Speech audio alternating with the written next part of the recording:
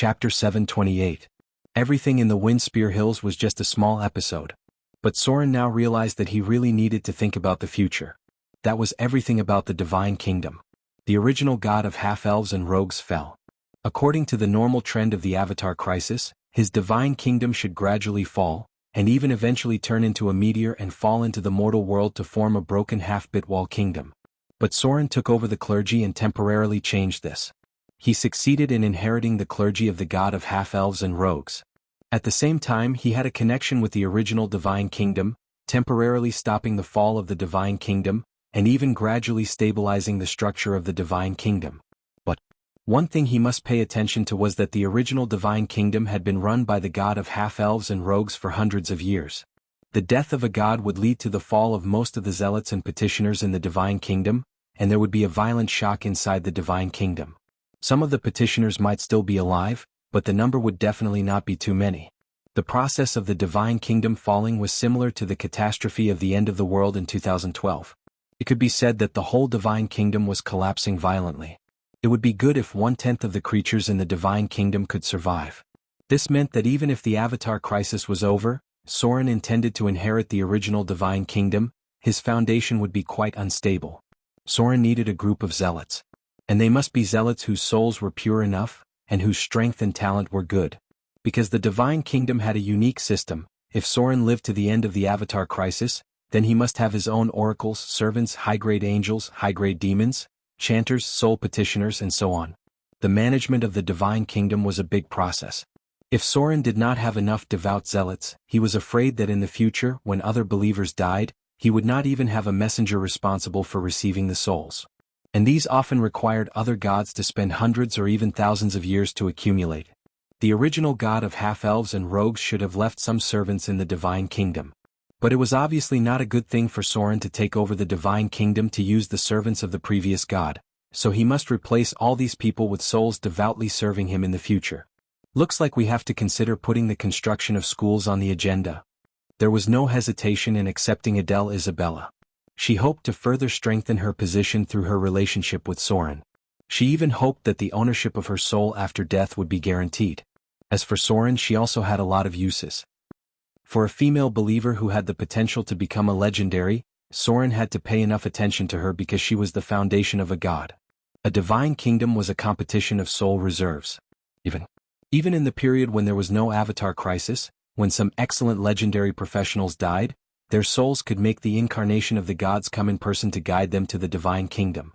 If there was a legendary class holder who was willing to return to Soren's kingdom before their death, not to mention sending one of his avatars to receive them, he could even send his main body to receive them. This was because he would need many more such believers in the future. At the very least, the number of oracles from the other world would reach double digits. This was not an easy task. This was because only legendary souls could be transformed into otherworldly oracles. The horror of a great divine power was not only reflected in their own divine power, but also in the foundation they had accumulated over a long period of time. Soren's foundation was really thin. Perhaps he still had some foundation in the material plane, but in the Divine Kingdom he had nothing at all. This was because he had never entered the Divine Kingdom. These things could not be left alone. If he waited until the last moment to consider it, he would have lost the opportunity. It took time for people to die, and he could not let his believers die directly. Therefore, the layout in this area may need to be considered many years in advance. The half-elf church still had a group of old enough bishops, but these were not enough to support the framework of the Divine Kingdom. In the blink of an eye, Soren reached the forest area near the Eastern Kingdom. Going through here was the Gobi Desert, and then across the Desert of Death to enter the Eastern Kingdom. The sea route was too time-consuming, and the danger of the Desert of Death was not enough to affect a true god like Soren. However, just as he was about to move on, suddenly there was a feeling from the sky. This was a very special feeling belonging to the level of the gods. A true god had fallen. Because it was still daytime, the stars were almost impossible to see with the naked eye. Therefore, Soren could only sense the true gods who were close to him. The elven god system. In a flash, Soren sensed the identity of the fallen one because there was a mark of the elven god system on him. Someone had killed a true god of the elven god system. Soren had almost no interaction with the elven god system. So far he had not met any true gods of the elves. Therefore, it seemed that there was only one true god who could make him feel and have a close relationship with him. Soren guessed the identity of the fallen one. Arifin Irazil, the elven god of dexterity and thieves. A true god who was in charge of thieves, pranks, and transformations. He had the domains of chaos, elves, luck, and trickery. The reason Soren could sense the fall of the fallen one was very simple. It was because he also had the divine title of rogue. Divine title sensing. Soren had always had a certain connection with the gods who had the same divine title. If there were other gods who had the same divine title falling, Soren would be able to feel it no matter what the situation was. If the gods who had other divine titles fell, Soren would not feel anything. Who killed the elven god of thieves? In a flash, Soren's figure was stunned. He then fell into deep thought and murmured, "The Shadow Lord? The Lady of the Night? Or the Queen of Spiders?" The Shadow Lord and the Queen of Spiders are the most likely. But considering the revenge of the elven god system, I'm afraid that only the Queen of Spiders would dare to do this. Has she already started to act? A true god had fallen. The saints who had fallen into the mortal world did not notice much. Perhaps only the gods who held the same divine title could sense it. The elven god system should know all about it. If a member of the elven god system fell, the enraged elven god system would probably launch a crazy revenge. The elven god of thieves was not very powerful. There were many existences who could kill him, but the one with the strongest motive was probably the Queen of Spiders. Moreover, the elven god of thieves had the realm of chaos, luck, and crafty. These three realms were very useful to the Queen of Spiders. She might not be able to master the luck realm, but the chaos realm and crafty realm were the core strength of the Queen of Spiders. Killing the elven god of thieves could further strengthen her realms. Soren's high priest had not fully recovered his strength because he was hit by the Queen of Spiders' crafty realm. There was dead silence. Although Soren sensed the fall of a true god, he could not determine the location of the fall. However, the thief priesthood of the elves should be empty. Chapter 729. A true god had fallen. A part of a god's domain could be easily absorbed by the enemy, but a god's priesthood could not be easily integrated. This was because the priesthoods were labeled. Soren was the god of rogues for the half-elves, and Arifin Hirasil was the god of thieves for the elves. If Soren killed Arifin Hirasil, then he could integrate the priesthood of thief to strengthen his own priesthood, but it would be difficult to expand his priesthood to the elves. This was because he had to consider the elven god's attitude towards him, which was why many priesthoods were scattered among many races. However, Arifin Hirasil had been killed.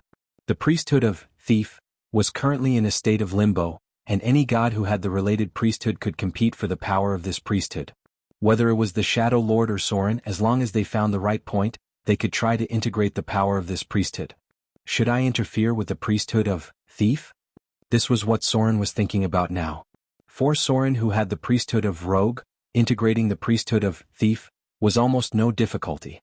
But the more troublesome thing was that if he did so, he might be involved in the war between a god and the elven gods, and this god was very likely to be the very terrible Queen of Spiders, greater divine power. For a priesthood that could be integrated, he would be involved in the war between the Queen of Spiders and the elven gods. Was it really worth it? Soren could not help but fall into deep thought, and for a moment he was a little uncertain. In terms of strength, Arifin Hirasil, the elven god of thieves and dexterity, should be a little stronger than Soren, because she had a very powerful dexterity attached to her priesthood. She had died in such an inexplicable way.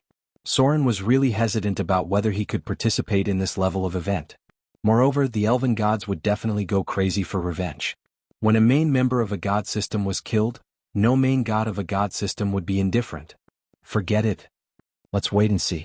Countless thoughts flashed through Soren's mind, but in the end he chose to give up. I don't think anyone will be able to fuse with the thief divinity in a short period of time. The elven god system should be burning with rage right now. It's best not to get involved in this. The benefits were not proportional to the danger. In this period of time when the Avatar crisis had just begun, it was not a good thing to expose yourself too much, because you may become the target of other gods at any time. The competition for the god of thieves was also fierce. From halflings, dwarves, orcs and other races, there were many gods who had similar priesthoods. Perhaps they had also sensed it?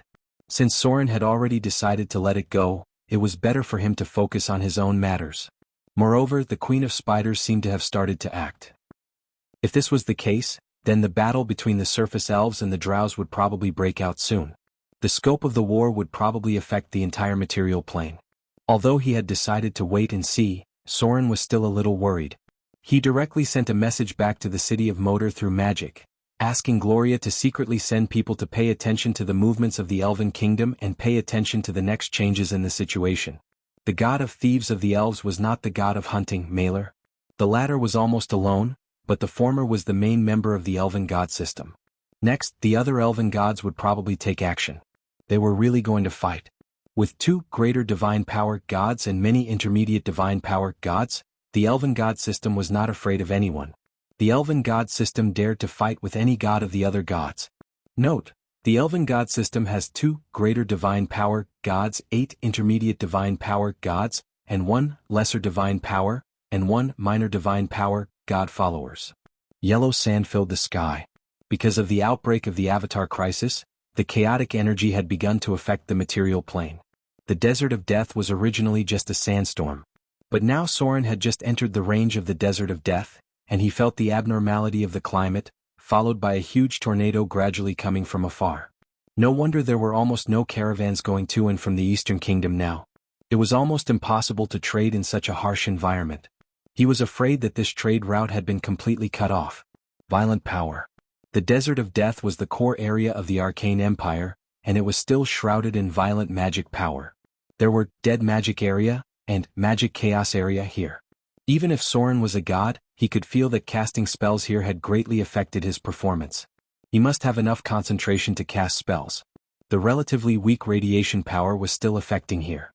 The radiation on the surface of the sand was relatively weak, but there was still a huge radiation source deep underground. This radiation source was very similar to the sea near the Treasure Island, because there was also a floating city that fell into the deep sea. At present, no ships dared to pass through because there were too many deep-sea monsters in that sea. Radiation was a kind of energy. The powerful radiation created some terrible mutated creatures, but it also bound them in place.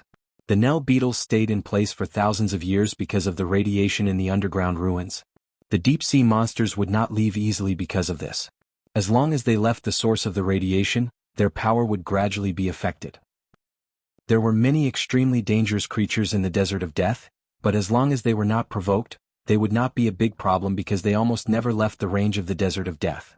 The strong radiation here was their important food, and it was difficult for them to find a place with such strong radiation if they left here.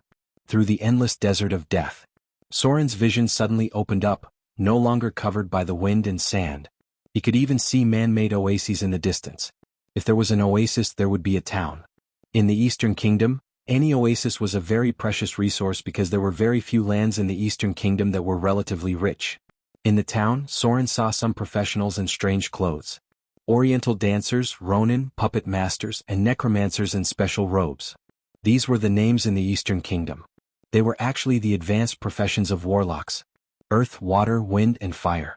Because of the chaotic magic energy, wizards were rarely seen in the Eastern Kingdom, so most of the spellcasters were of the warlock bloodline.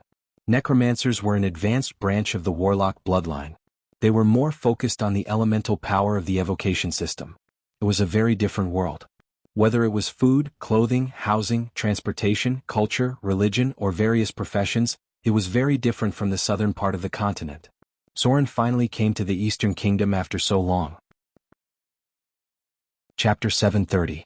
The population in the town wasn't small. The clothes of the people here were a bit similar to the Persian period, and the Oriental dancer's dress was 70 to 80% similar to that of the Huji. The language used was similar to Qixing, and the common language was not very popular here. If a profession with insufficient knowledge came to the Eastern Kingdom, there would often be a situation where communication was not possible, and there were more dialects in the Eastern Kingdom. Monks should be one of the most common professions in the Eastern Kingdom. There were monks guarding the gate of the city. These monks had short hair, wore cloth clothes, leggings, wrist guards, and were dressed in a capable and experienced manner. These were low-level monks. There were no commandments, nor did they have to make a poverty oath. Their lives were similar to ordinary adventurers. There were a lot of brothels in the Eastern Kingdom. Basically, you could see taverns opened by dancers in any town in the Eastern Kingdom. The roundabout dance of the Oriental dancer was a beautiful scene that couldn't be missed when traveling in the Eastern Kingdom. There were almost no wizards here, but occasionally you could see professions dressed as warlocks. The customs of the Eastern Kingdom were not the same in the north and south. Near the desert, women would wear veils, but after leaving the desert, the atmosphere would be much more open. The closer to the sea, the more open the atmosphere. The territory of the Eastern wanderers was full of lewdness and decadence. Most of the monasteries stationed in the desert belonged to the good camp, while most of the monasteries outside the desert and in the rich land belonged to the neutral and evil camp. The Eastern monks who had been cooperating with Soren were the standard evil camp. Because the trade with the East had almost been cut off, there were not many caravans with large camels in the town. However, there were still a lot of professions active in the vicinity. For the adventurers of the Eastern Kingdom, exploring the underground ruins in the desert was just a daily task. Even you could see professions on the streets selling some handicrafts from the arcane empire. Some exquisite statues that had been preserved for thousands of years, some rusty metal parts, some parts of alchemy puppets, stone slabs with recorded words, and so on. There were a lot of underground ruins in the Eastern Kingdom.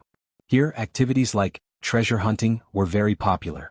Many adventurers who went to explore the underground ruins would bring back something that seemed valuable, and then sell it to others at a high price. As for whether these things were valuable or useful, it was a test of personal vision. Because many things were brought out from the surface of the underground ruins, it was possible that they were purely decorations and waste. Basically, most cities and towns had a small trading area or shop for Taba. Soren walked around the town. He also took a look at Taba's black market, but there was nothing that interested him. There were a few items that glowed faintly, but to a god, ordinary extraordinary equipment could no longer attract his attention. As for the other items, they were worthless. The truly valuable Taba could only be found in a city called the Pearl of the East. There would regularly be a batch of items brought out by legendary adventurers from the Eastern Kingdom who went deep into the underground ruins. The probability of finding legendary equipment was very high, and there was also the possibility of finding lost ancient artifacts. Across the street was the Dancer Tavern. There was a crowd of onlookers on the side of the street. Soren stopped and glanced around. He saw a young man performing a puppet show. There were a few palm-sized puppets. There were a few extremely thin threads connected to it. Under the young man's control, the threads moved nimbly, holding the wooden weapon and fighting in a ball. "All right. Let's do it again." The onlookers cheered from time to time. If someone thought it was not bad, they would throw a few copper coins. Puppeteer. A group of people who specialized in alchemy in the Eastern Kingdom. Most of them were bards, warlocks, and oriental dancers. They inherited some of the knowledge from the arcane empire and improved the process of making golem puppets. They simplified the process of making golem puppets and turned it into a wooden puppet that was easier to get started. These puppets were actually all living things. They were blessed with the lowest level of activated construct life. If they needed to fight, they could be directly replaced with real swords. Because of the influence of the monks, the puppets of the Eastern Kingdom were more delicate and more flexible in battle. Some puppeteers could even make puppets with special abilities. Wasn't this very similar to the golem puppets with special abilities? A very low-level puppeteer. Soren lost interest after a few glances. This kind of puppeteer who performed on the street was similar to the bards. They were a very common kind of people in the Eastern Kingdom. In front of him was the tavern. The tavern of the Eastern Kingdom had an additional sound of music. As soon as he entered the door, he saw a dancer wearing a gorgeous corset dress. It was best not to make trouble in the tavern of the Eastern Kingdom. Because of the Eastern Princess, the dancers controlled a large number of gray areas in this land. They were a big force second only to many monasteries. Soren just entered the door and took a look, and he found at least 3 oriental dancers with good strength. Wuxia Tavern. Soren seemed to think of something. He chuckled and shook his head. Then he waved his hand and called a maid. After a moment, a middle-aged dancer came down from the attic. Chapter 731. Soren was not very familiar with the Eastern Kingdom. He used to spend most of his time in the Underdark. Although he also traveled to the Eastern Kingdom, it was just a quick glance, and one of the missions he received was to assassinate the Eastern Princess. Soren should be one of the few professions who had fought with the Eastern Princess, so he knew a little about the strength of the Eastern Princess.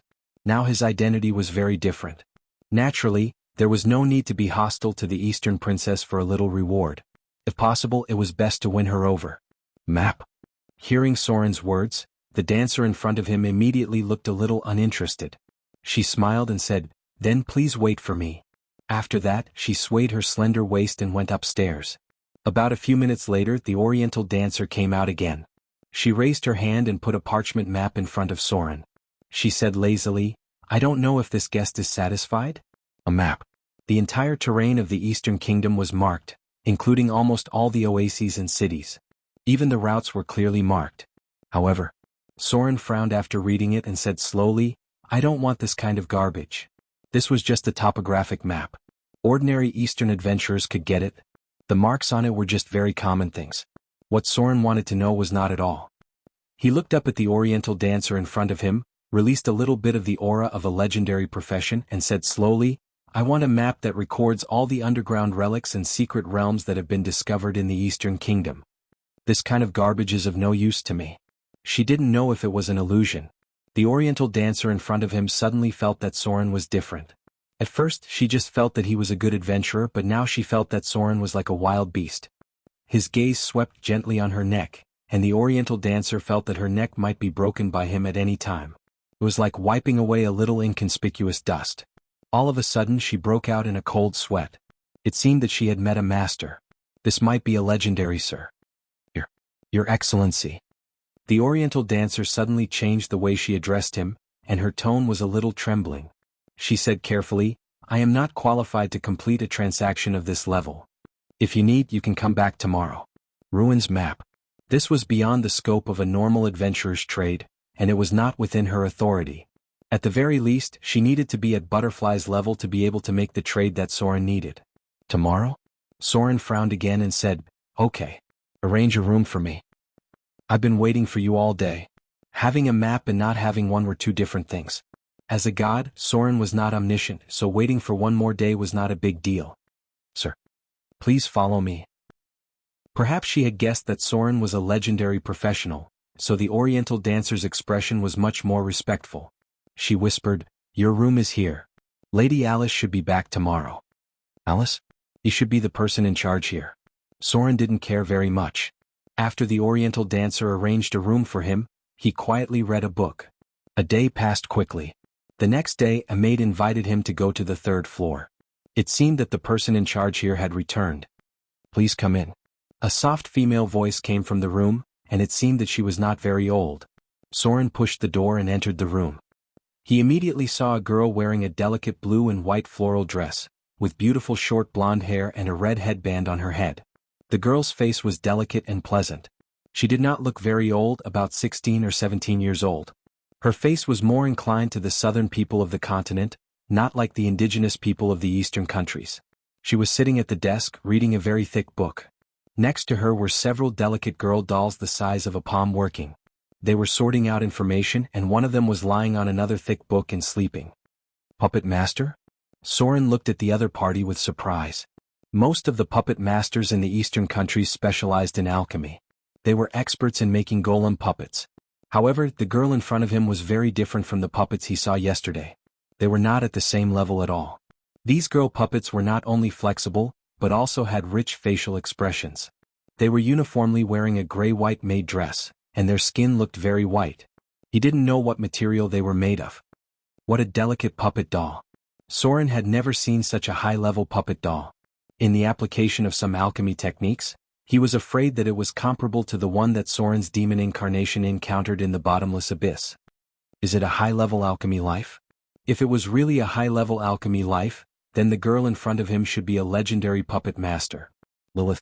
The girl who was reading a book looked up at Soren and whispered, "Please have some tea." As soon as she finished her words, one of the girl puppets who was sorting out the book stood up. She used her slender little hand to tidy up her maid dress, and then her slender figure rose into the air. Her white hand, which was only the size of an adult's finger, picked up the teacup beside her and poured a pot of tea. She brought it to Soren. She flew over. This was simply unbelievable. Soren had never seen such a strange alchemy life. These girls were enchanted with at least 10 different spells. Whether it was strength, speed, or intelligence, they were far superior to other golem puppets. It was as if they were living creatures with intelligence. Is it really a high-level alchemy life? Soren's pupils shrank. He could roughly guess what was going on. These girls were all living creatures, and they had their souls injected with special spells. "Please enjoy." The girl puppet named Lilith floated in front of Soren. She gently twirled the corner of her dress with her fingers and performed a ladle-like salute. She spoke with a cold mechanical voice. My name is Lilith, Master's head maid. Unbelievable. Soren felt that the girl puppet in front of him had completely surpassed the level of ordinary golem puppets. Ordinary golem puppets only had a certain level of intelligence and could act according to their master's orders. But the girl puppet in front of him had a very high level of intelligence. Even the expression on her face was so vivid. Her level of intelligence had probably reached the level of Thaling. At this time, the girl who was reading closed her book and looked up at Soren. She slowly said, Do you want a high-level map? It's not that cheap. Chapter 732.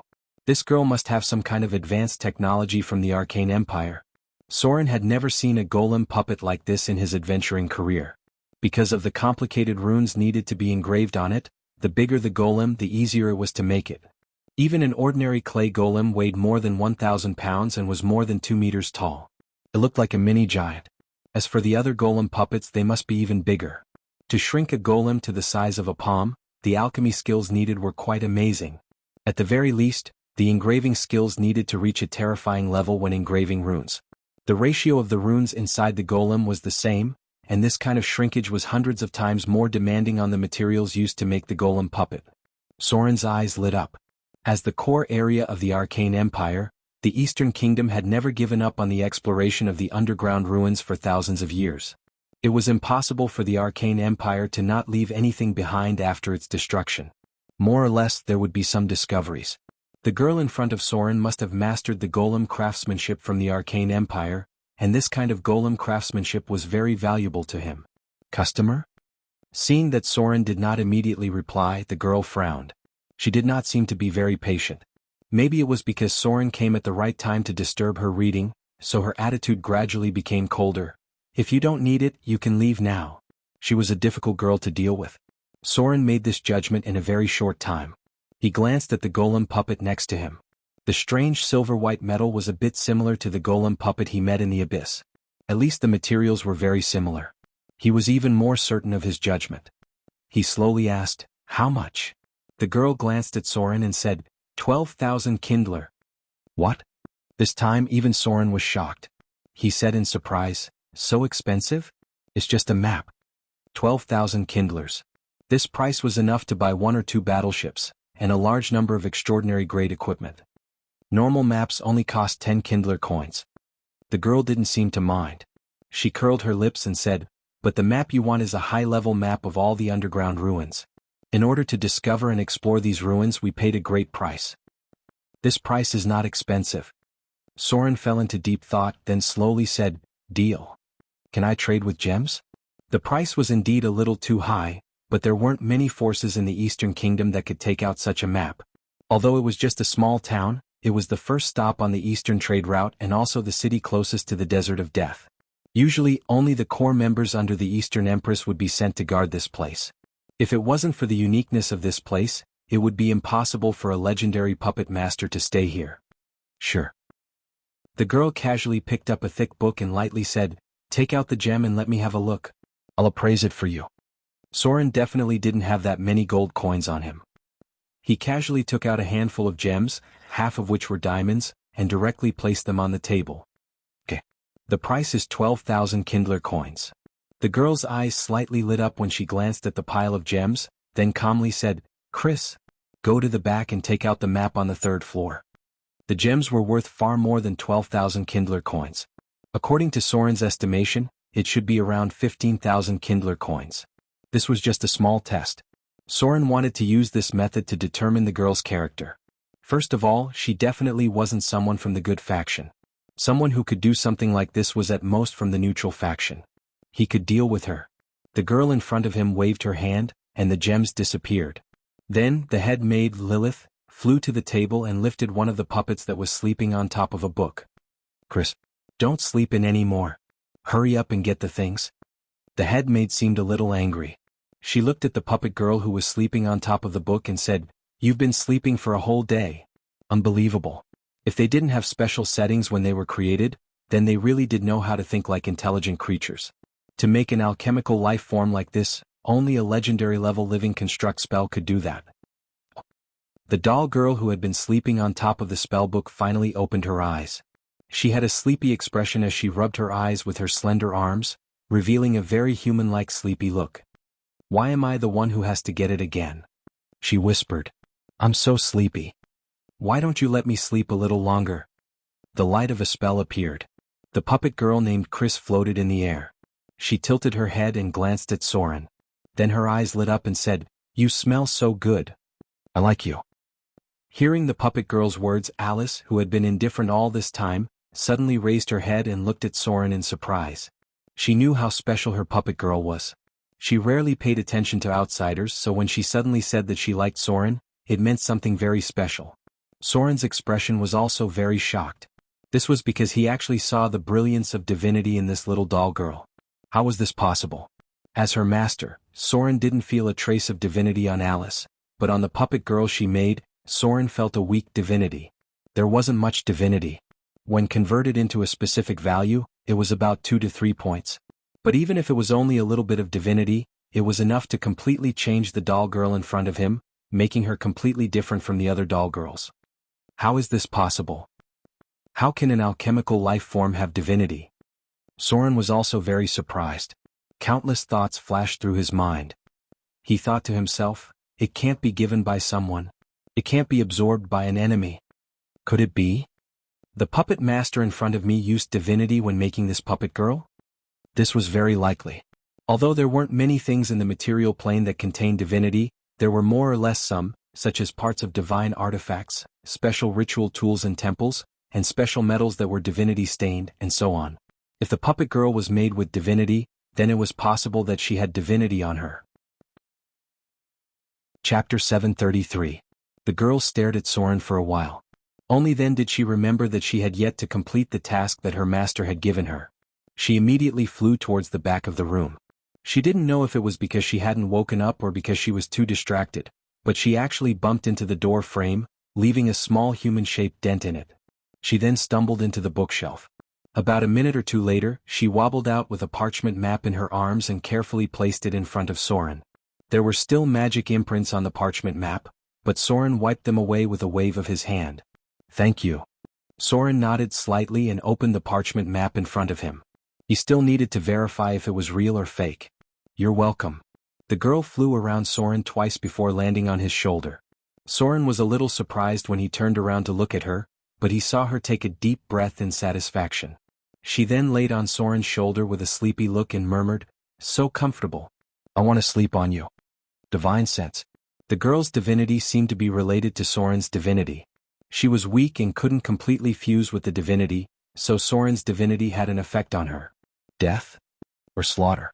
Soren slightly activated his divinity and immediately felt a trace of divinity. It shouldn't be the domain of slaughter, but it definitely had something to do with the divinity of death. It was located on the girl's chest, and the divinity was fused with the materials that made her. Asterisk whoosh. Asterisk. Soren spread out the parchment map and looked at it.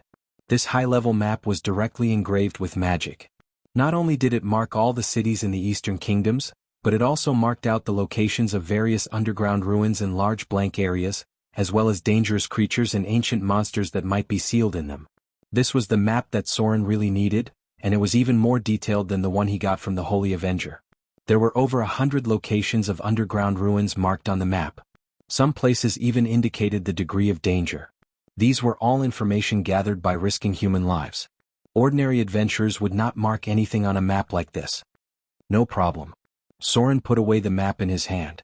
He took a look at it and immediately found a few places that he was interested in. One was the temple discovered by the demon incarnation. It was labeled as Death God's Ruins, and a row of small words recorded that it was the temple of a fallen death god. It seemed to be occupied by a lich.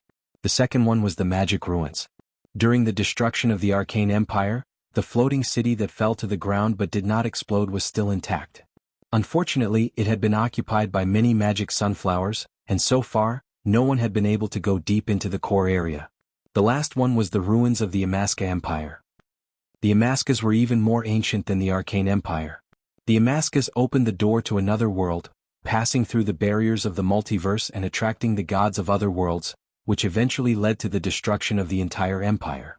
During this period there was also an invasion of the orcs, which eventually led to the outbreak of the War of the Orcs. The gods fought in a way that was not inferior to the Avatar crisis. The impact of this war had not been eliminated yet.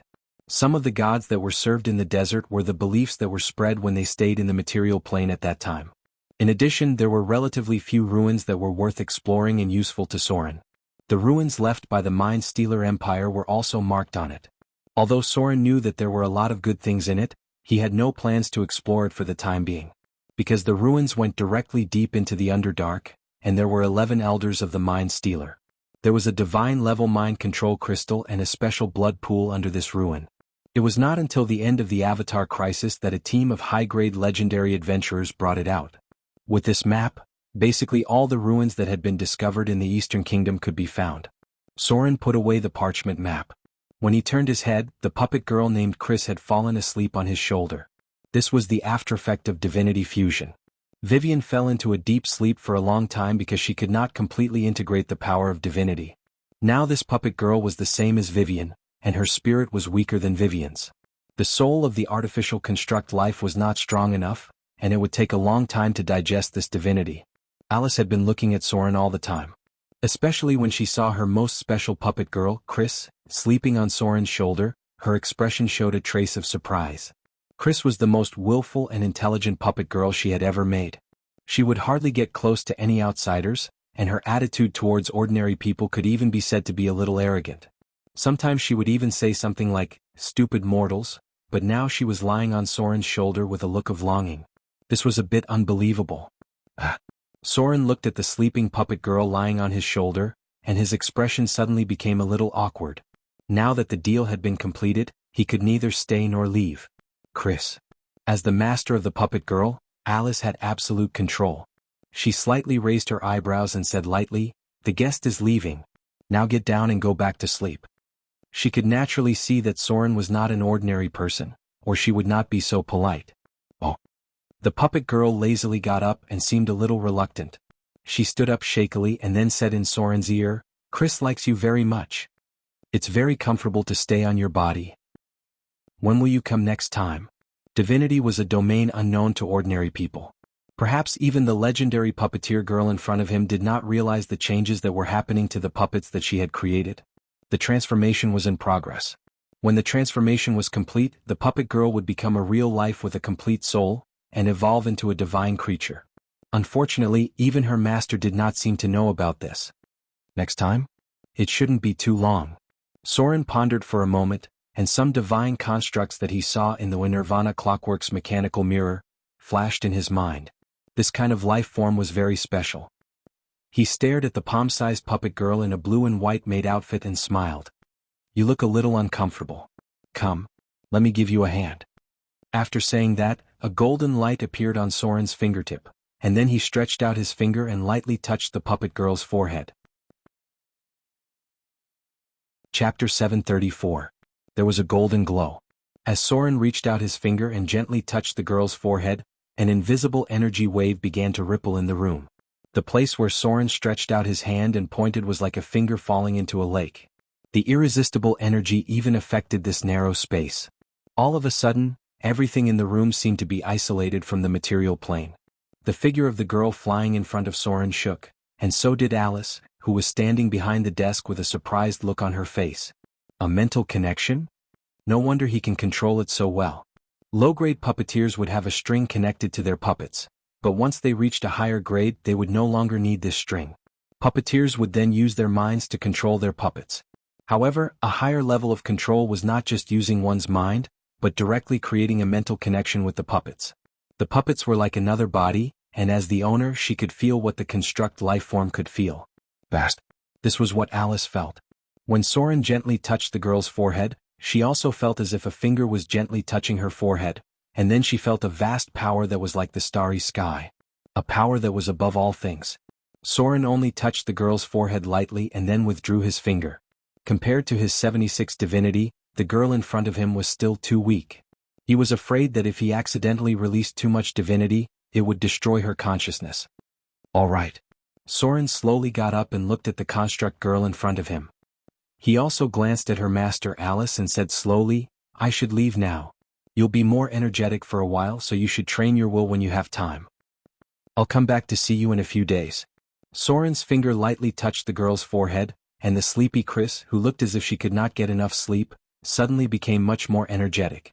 As a construct life form, she did not really need to rest.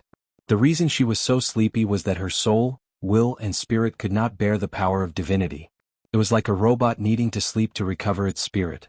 It was completely suppressed by divinity. Chris is feeling much better. I don't feel so tired anymore. You wouldn't feel dizzy either. Ah, thank you so much. The doll girl jumped in front of Soren and kissed him on the cheek. She then said happily, "This feels so good." It seemed like Chris had come back to life. The palm-sized doll girl danced around Soren like a bee, and from time to time she would let out a cheerful laughter. On the other hand, Alice's expression turned solemn. As a legendary level puppeteer, she was also a powerful warlock. A puppeteer itself required a certain amount of spellcasting ability. Basically, a profession that couldn't use spells couldn't become a puppeteer even if they had mastered a high level of alchemy. If Soren remembered correctly, the requirement to become a puppeteer was 180 points in alchemy and at least 1 circle in spellcasting. This class with the ability to cast spells included wizards, warlocks, necromancers, bards, oriental dancers and so on. Alice's second-class advancement was witch, one of the variants of warlocks in the Eastern Kingdom. For example, necromancers were warlocks who were proficient in evocation spells, while witches were a group of warlocks who were proficient in incantation spells. In the southern part of the continent, many wizards would choose a school of expertise to improve their spellcasting ability. This process may require the ability to oppose another school of expertise, but it could greatly improve their mastery of the chosen school of expertise and obtain some additional spells, increased spell slots of the school of expertise. The Eastern Kingdom was shrouded in a chaotic magical energy. Therefore there were very few wizards here. Warlocks had always been the mainstream spellcasters in the Eastern Kingdom. They relied on the power of the bloodline to strengthen their spellcasting ability through learning. With the evolution of time, the warlocks in the Eastern Kingdom began to change factions. Gradually, there were necromancers who were proficient in evocation spells and witches who were proficient in incantation spells. For some unknown reason, the warlocks who were proficient in incantation spells were basically female. This was an incomprehensible reason. For example, in the thousands of years of Arendel's life, only female members of the royal family could awaken the ice ability, while none of the other male members of the royal family could. Perhaps it was because of genetic reasons, or the genetic sequence was more suitable for females. Name, Alice Evanus. Race, human, Norman. Attributes, Strength 14, Agility 19, Vitality 12, Intelligence 21, Wisdom 16, Charm 30. Alignment, Lawful Neutral Class. Level 5 Warlock, Level 10 Witch Incantation User. Max, Level 7 Golem Master, Grade 5. Others? Abilities? Skills? As a legendary Golem Master, Alice's spellcasting ability was far inferior to that of a wizard of the same level. However, the perception of a legendary spellcaster was still the same. In the power that Soren displayed at that moment, she vaguely saw the light of divinity. She knew that the man in front of her was not as simple as a legendary profession. Therefore, the moment Soren was about to leave, she immediately took out the gemstone that she had put away at the beginning and said, "Your Excellency."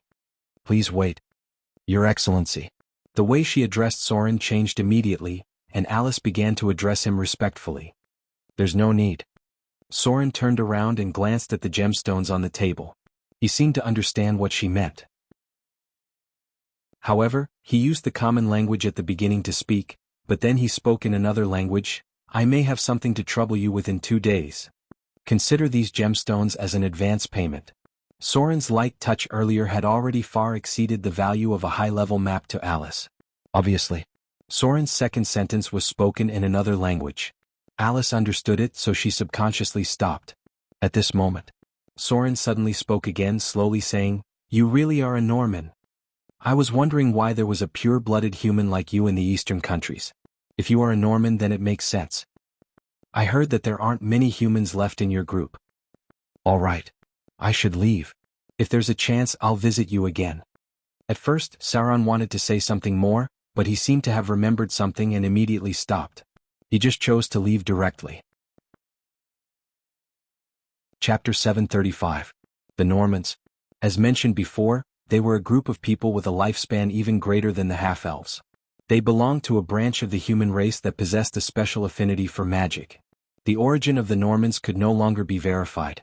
Some said that they were already born during the age of thorium, while others said that they were a race that only appeared during the Arcane Empire. The Normans were pure-blooded humans and were considered to be a higher class of humans by some ancient scholars. Their birth was inseparable from the pursuit of immortality by the Arcanists. A large part of the legends believed that the pursuit of immortality by the Arcanists led to the birth of the Normans. The lifespan of the Normans was up to 300 years. That was their natural lifespan and did not require any additional power. If they were able to become professionals, the lifespan of the Normans could be greatly extended. Sometimes they could even live longer than the High Elves. There were no longer any Normans in the southern part of the continent. Most of the ancient people had already disappeared. Only the Eastern Kingdom still had a few of them. However, they did not have a good time in the Eastern Kingdom, mainly because the long lifespan of the Normans brought them disaster. There was once a tyrant in the Eastern Kingdom. When the tyrant was about to reach the end of his lifespan, he did everything he could to extend his lifespan. There were many ways to extend one's lifespan in the material plane. However, most of them were in the hands of the spellcasters. Unfortunately, the tyrant was only a warrior. The ways to extend one's lifespan that he had access to were extremely limited. In the end, after trying several methods to no avail, the tyrant turned his attention to the Normans of the Eastern Kingdom. The blood of the Normans. He used an evil method to extract a potion from the blood of the Normans to extend his lifespan. The entire story could be guessed. At that time, the Normans, who were already very few in number, suffered heavy casualties. Although the tyrant succeeded in extending his lifespan, he also angered the Normans. Thus, the last kingdom of the Eastern Kingdom was destroyed in the chaos of war. From that time until now, no other kingdom had appeared in the Eastern Kingdom. Even now, the Eastern Kingdom maintained a relatively loose city-state system. The monastery also took the opportunity to become the most powerful force in the Eastern Kingdom. Soren obviously should not have mentioned the disaster that befell the Normans. Therefore, he took back the words he was about to say and simply turned around to leave. He had already planted a tracking mark on the girl named Alice. If necessary, Soren could use tracking to locate her at any time. Although he was very interested in the black technology of the Arcane Empire that she had mastered, Soren still decided to wait. After all, it was the first time they had met and he still had a strong sense of vigilance in his heart. It was better to wait until they met a few times before considering cooperation. Furthermore, running away after acting tough, how exciting. Yellow sand filled the sky. After leaving the town, Soren headed towards the west of the Eastern Kingdom. The location of the Reaper's ruins was about 300 kilometers away from here. It was located in the quicksand area near the northwest of the Death Desert. Before leaving, Soren sent a magic message to Gloria. He briefly described the encounter with the girl named Alice and described in detail the girl doll that she made. Soren was not very familiar with the black technology of alchemy, so Gloria should know more about it. She should know more about the level of this black technology and whether it was worth Soren's precious time and energy. About an hour later, Gloria's magic message came back. Her words were very simple and the general idea was, "You'd better bring that girl back to me at all costs. It would be best if you can kidnap her back, but if you can't, then force her back. In the worst-case scenario, you have to kill her and bring back her doll and related things." Finally, Gloria told Soren that the girl named Alice might have the best alchemy knowledge from the Arcane Empire. It could be used to inject expertise into golems. The alchemy technology that she had might be more valuable than what Soren brought back from the Battle of the Golems. Even after a while, Gloria also mentioned this matter to the Fallen Witch. The Fallen Witch also sent a magic message, which meant that if there was no other way, she would temporarily put aside what she was doing and help Soren kill the girl named Alice.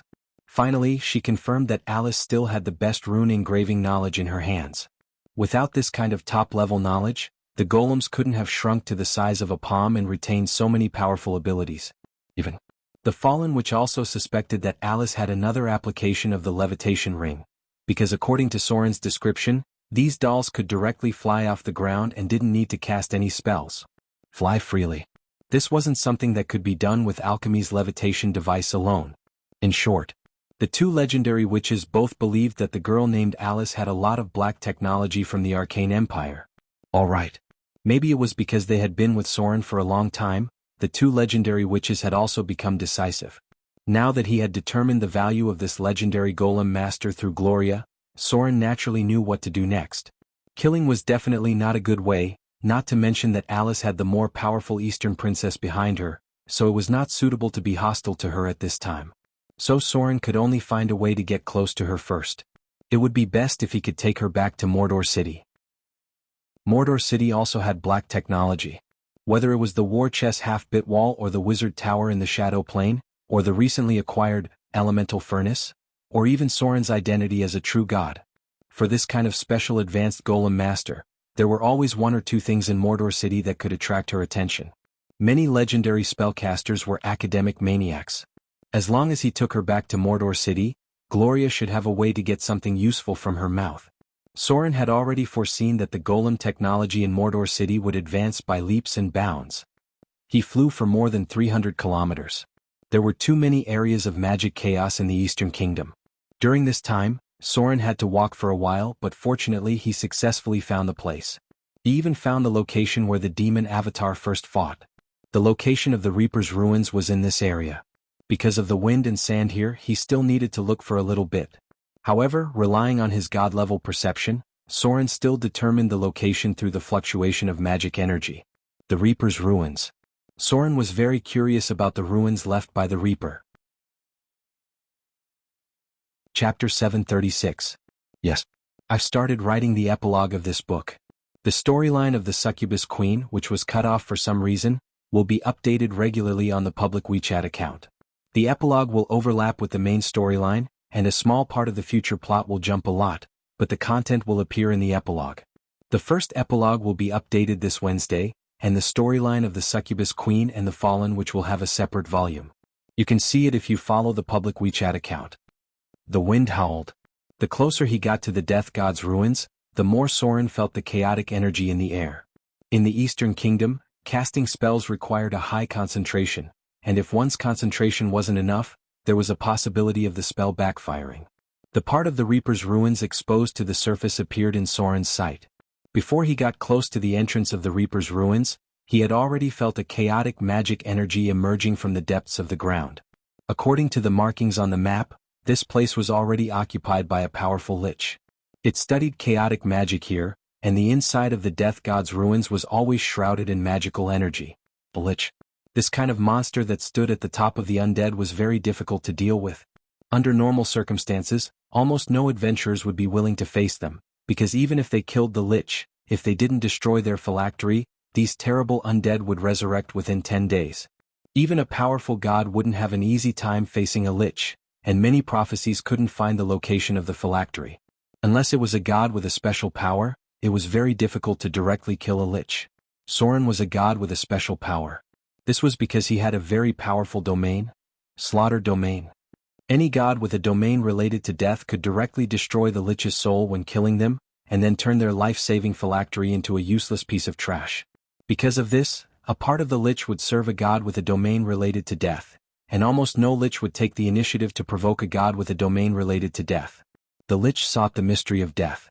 Although they had a huge power that mortals couldn't imagine, in fact there was still a big gap between a lich and a god. There were many demigod lich in history, but there was only one who could successfully become a god. That was the god of liches, Visharan, weak divine power. This lucky lich god was originally a member of the ancient Red Robe sorcerers. Later, he received guidance from the Lord of Storms during his research and relied on his powerful divine power to become a god. However, at that time, the Lord of Storms only intended to establish a divine system, and he needed a divine servant that he could manipulate. For this reason, the god of liches was forced to seek cooperation from the god of mages, and form an alliance. Thus, the god of lich successfully established a relationship with the goddess of magic and used this to escape the Lord of Storms as revenge. This guy was a fence-sitter among the gods. On one hand, he was using the relationship with the god of mages to get close to the goddess of magic. On the other hand, he was trying to please the Lord of Storms to get his forgiveness. Then he was secretly trying to please the Lady of the Night in exchange for more life-saving chips. Until now, he was still worried that the Lord of Storms would take back the power he had bestowed upon him. Note, the god of mages had been assisting the goddess of magic for a long time.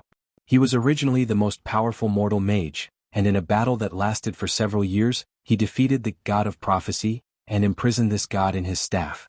Later, he served the goddess of magic and was promoted to a god by the second generation of the goddess of magic. As one of the important gods of the goddess of magic, the relationship between the god of Lich and most of the gods of death was very tense. Many of the gods of death saw him as a potential enemy that could touch the god of death. Buzz. A strange vibration came from the depths of the ground, and then it gradually calmed down. A powerful Lich stayed in the god of death's ruins. Soren didn't need to guess to know that it was definitely related to the death domain. It had stayed here for decades. If it didn't find something, it wouldn't have stayed here for so long in the death desert shrouded in chaotic energy. The environment here wasn't suitable for magic experiments. If the failure rate of magic experiments in other places was 50%, then it was at least 90% here. The chaotic energy outside had affected everything. The violent radiation in the death desert had formed a local tidal wave. The death domain. As one of the gods who controlled the death domain, Soren was almost determined to get this power. Shadow hide. Soren's figure disappeared into the darkness. He was now facing the top undead creature, the Lich. So even though Soren was a god, he didn't dare to be careless. Besides, this Lich had been here for decades. If there was really the power left by the god of death here, the enemy would not be a simple Lich. Soren suspected that the other party might have evolved into a demigod Lich. Disarm the trap. The entrance to the god of death's ruins was under the sand dune. Before Soren got close, he found a security trap on the periphery. As the god of rogues and half-elves, such a trap was not difficult for Soren. He easily disarmed the 3 trigger traps on the periphery. Shadow leap. The cross-plane phase shift helped Soren avoid the first trap inside. This kind of trap was too troublesome to touch. It was necessary to destroy the surface structure of the wall, which could easily alarm the Lich deep underground. So it was easier to travel through the shadow plane. Dimension shift. After entering the god of death's ruins, it was dark. The undead didn't need light, and the Lich didn't set up any lighting tools here. On the contrary, over the past few decades, it had set up hundreds of traps outside for no reason. Almost every 3 steps, there would be a trap that would be triggered. Soren glanced around and found at least 5 traps that were set with Finger of Death and Disintegrate. Damn it. This Lich is really ruthless. Soren stopped a little at the corner and murmured, if it was a team of legendary adventurers, maybe a few of them would have died. All of them are instant death spells. If you don't resist a little, even a legendary profession will die in an instant. Instant death traps. Even legendary rogues would be afraid of this kind of trap because rogues didn't have enough immunity. If they failed to remove the trap, they could be killed in an instant. After passing through the death passage set up by the Lich, the number of traps began to decrease significantly. However, there were more high-level warning devices. If it weren't for Soren being a god, he wouldn't have known when he triggered the device and alarmed the Lich below. No wonder no one wanted to crusade against it for so long. There were probably not many professions in the Eastern Kingdom who could pass the first half of the journey. This is? After Soren passed through the passage, his eyes suddenly opened up. This was a very wide hall, surrounded by broken marble pillars. Part of the hall had collapsed, and there was a lot of quicksand piled up there. There were many reliefs on the wall near the right side, carved with some hideous undead creatures. It looked like a war in the underworld and a servant of death with a huge scythe. It really is the Temple of Death. It looks like the death of the evil alignment. There were very few death gods in the good alignment. The current, King of the Dead, was only in the neutral alignment. When he was still a mortal, he was a good warrior. After taking over as a god, he was forced to change to the neutral alignment. Although the doctrine of the King of the Dead was a little biased towards good, he still maintained the neutral nature of the death realm. The death of the evil alignment? It seems that there are only a few of them, right? The reliefs on the wall provided clues for Soren. As for which death god this temple belonged to, the scope suddenly narrowed a lot. Is it the Temple of the King of Bones? Soren carefully looked around and murmured, the scale of this temple should belong to the giant god temple. The gods who have the ability to build such a large temple are at least mid-level gods. If that's the case, there are very few qualified candidates. King of Bones, God of Murder, God of Death, Naruto, God of Slaughter, God of Tyranny, the God of Murder can be ruled out. After he fell into madness and was sealed, the churches basically disappeared, and the temples were almost destroyed. After all, his main enemy was the King of the Dead. The God of Death, Hell, is still alive. If this is his temple, it is impossible for it to be abandoned. we can basically rule it out. The god of slaughter is out of the question. He has too many enemies. It's hard to leave such a large temple. Then the biggest possibilities are the king of bones and the god of tyranny. The king of bones was Mirko, the second generation of the god of death. After he fell, Clemvox took over the death godhood. The god of tyranny was the predecessor of the Dread Lord. After he was replaced by the Dread Lord, he disappeared in history. This temple had the most to do with the two of them. Soren went through the passage on the first floor. Following the short flight of stairs, little lights began to appear in front of him. Some strange puppets appeared in Soren's sight. They wore black metal armor and stood still in the corner. Skeletal guards? Soren glanced and saw the skeletons under the armor. These were skeletal guards with a challenge rating of 12. They were life forms made by high-grade undead. Most of them were powerful warriors when they were alive. Looks like the King of Bones' temple. Soren went around from the side. After entering the second floor of the God of Death's ruins, some undead guards began to appear in front of him. At the same time, there was a strange cauldron at a certain distance. The cauldron was full of dark green liquid. From time to time, translucent wraiths would emerge from it. The Death Cauldron? Is someone extracting the essence of souls here? Soren had seen this strange cauldron before in the God of Death, Naruto's temple. It could be used to extract the essence of souls in a simple way. It was similar to the method of raising poisonous insects. A bunch of low-quality souls would be placed in the cauldron to cook. In the end, one could obtain a high-quality soul or a soul fragment that could be purified.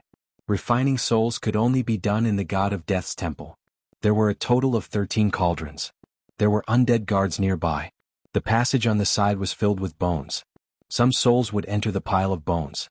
After a while, a skeleton warrior would crawl out. Damn. This place has become a production line for the undead.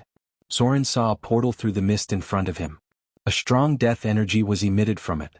This place was connected to a certain place in the underworld. This temple had already established a passage to the underworld. So many souls? Could it be that there is a soul furnace below?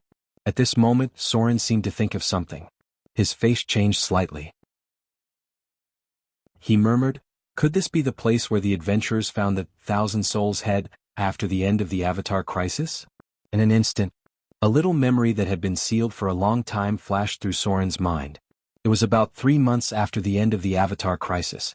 A team of legendary adventurers explored the Desert of Death in the Eastern Kingdom. They swept through 3 underground ruins in the Desert of Death in a row. The most difficult battle was in the second Death Ruin. In this Death Ruin they encountered the Demigod Lich and the 1,000 Souls head. In the end they found the soul furnace, left by a fallen god of death. Of course, the real discovery was probably more than that. However, what they released was definitely the most basic information. As for how much benefit they had obtained, they basically wouldn't tell others everything. If it's really here. I'm afraid I have to be careful next. It seems that I need to do some preparation work.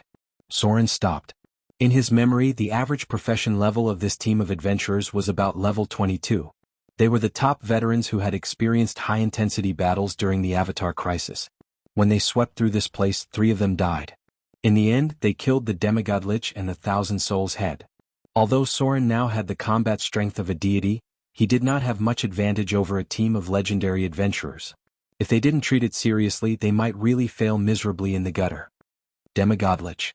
The challenge level is level 21. He has mastered the legendary spell, Time Stop. This can deal with other legendary professions, but it has no effect on me. In addition, there are legendary spells such as Wishing, Gate Between Worlds, and Wail of the Banshee. It seems that I need to summon my demon incarnation to help in the battle. The 1,000 Souls head. The challenge level is level 20. He has mastered Aura of Fear, Necromancy, Domination, and so on. He is a half-spirit creature composed of a large number of distorted souls. He is a monster that is very difficult to kill. This is a bit troublesome. Soren frowned. His figure stopped in a corner and fell into deep thought. 2 legendary monsters with the challenge level.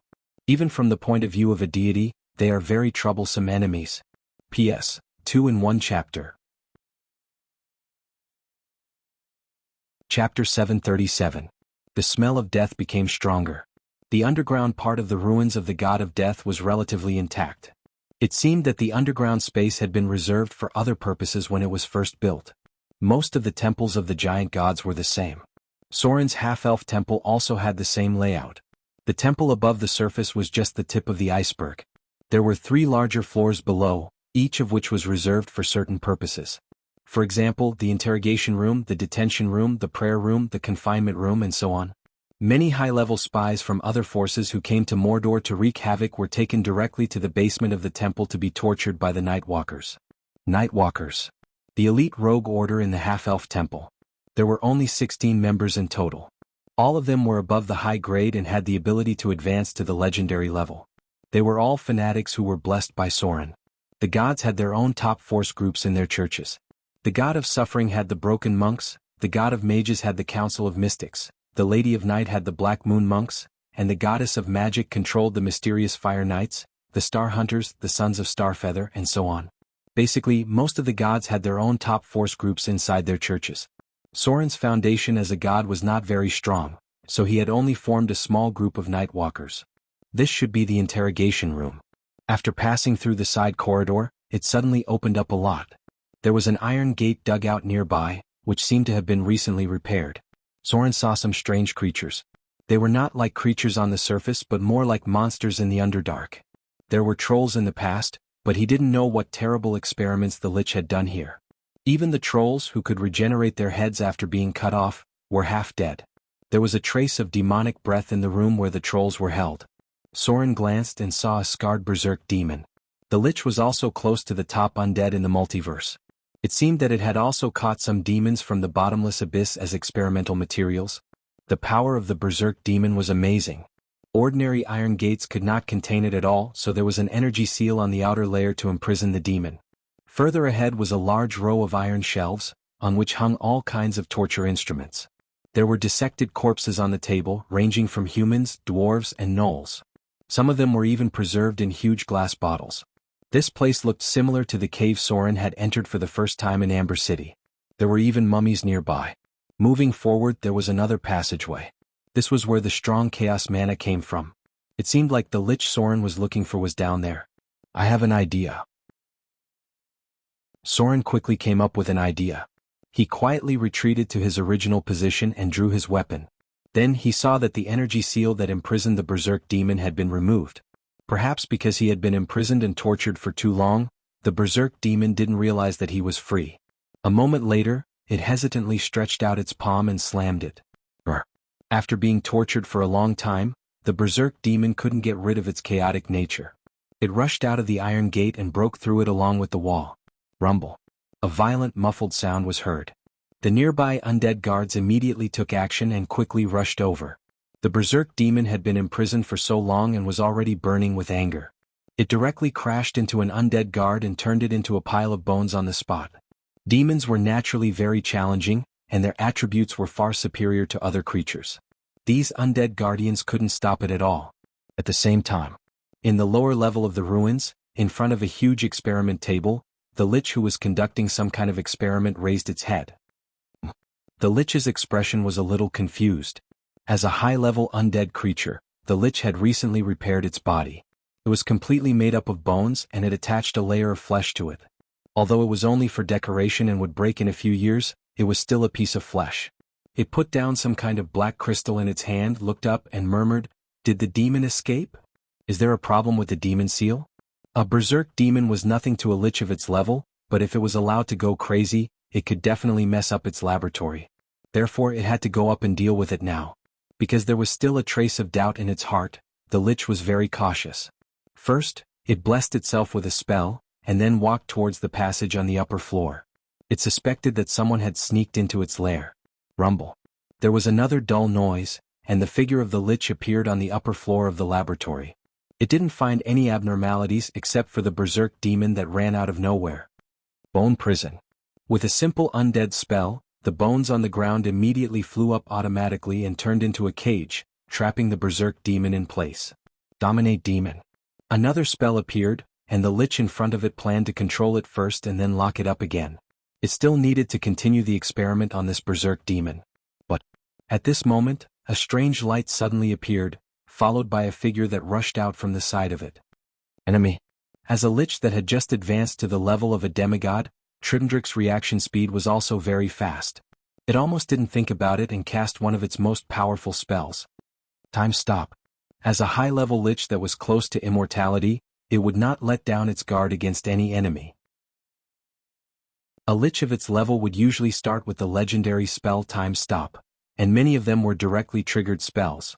High-grade wizards could master powerful Accident, which could automatically activate spells that they had memorized when certain conditions were met.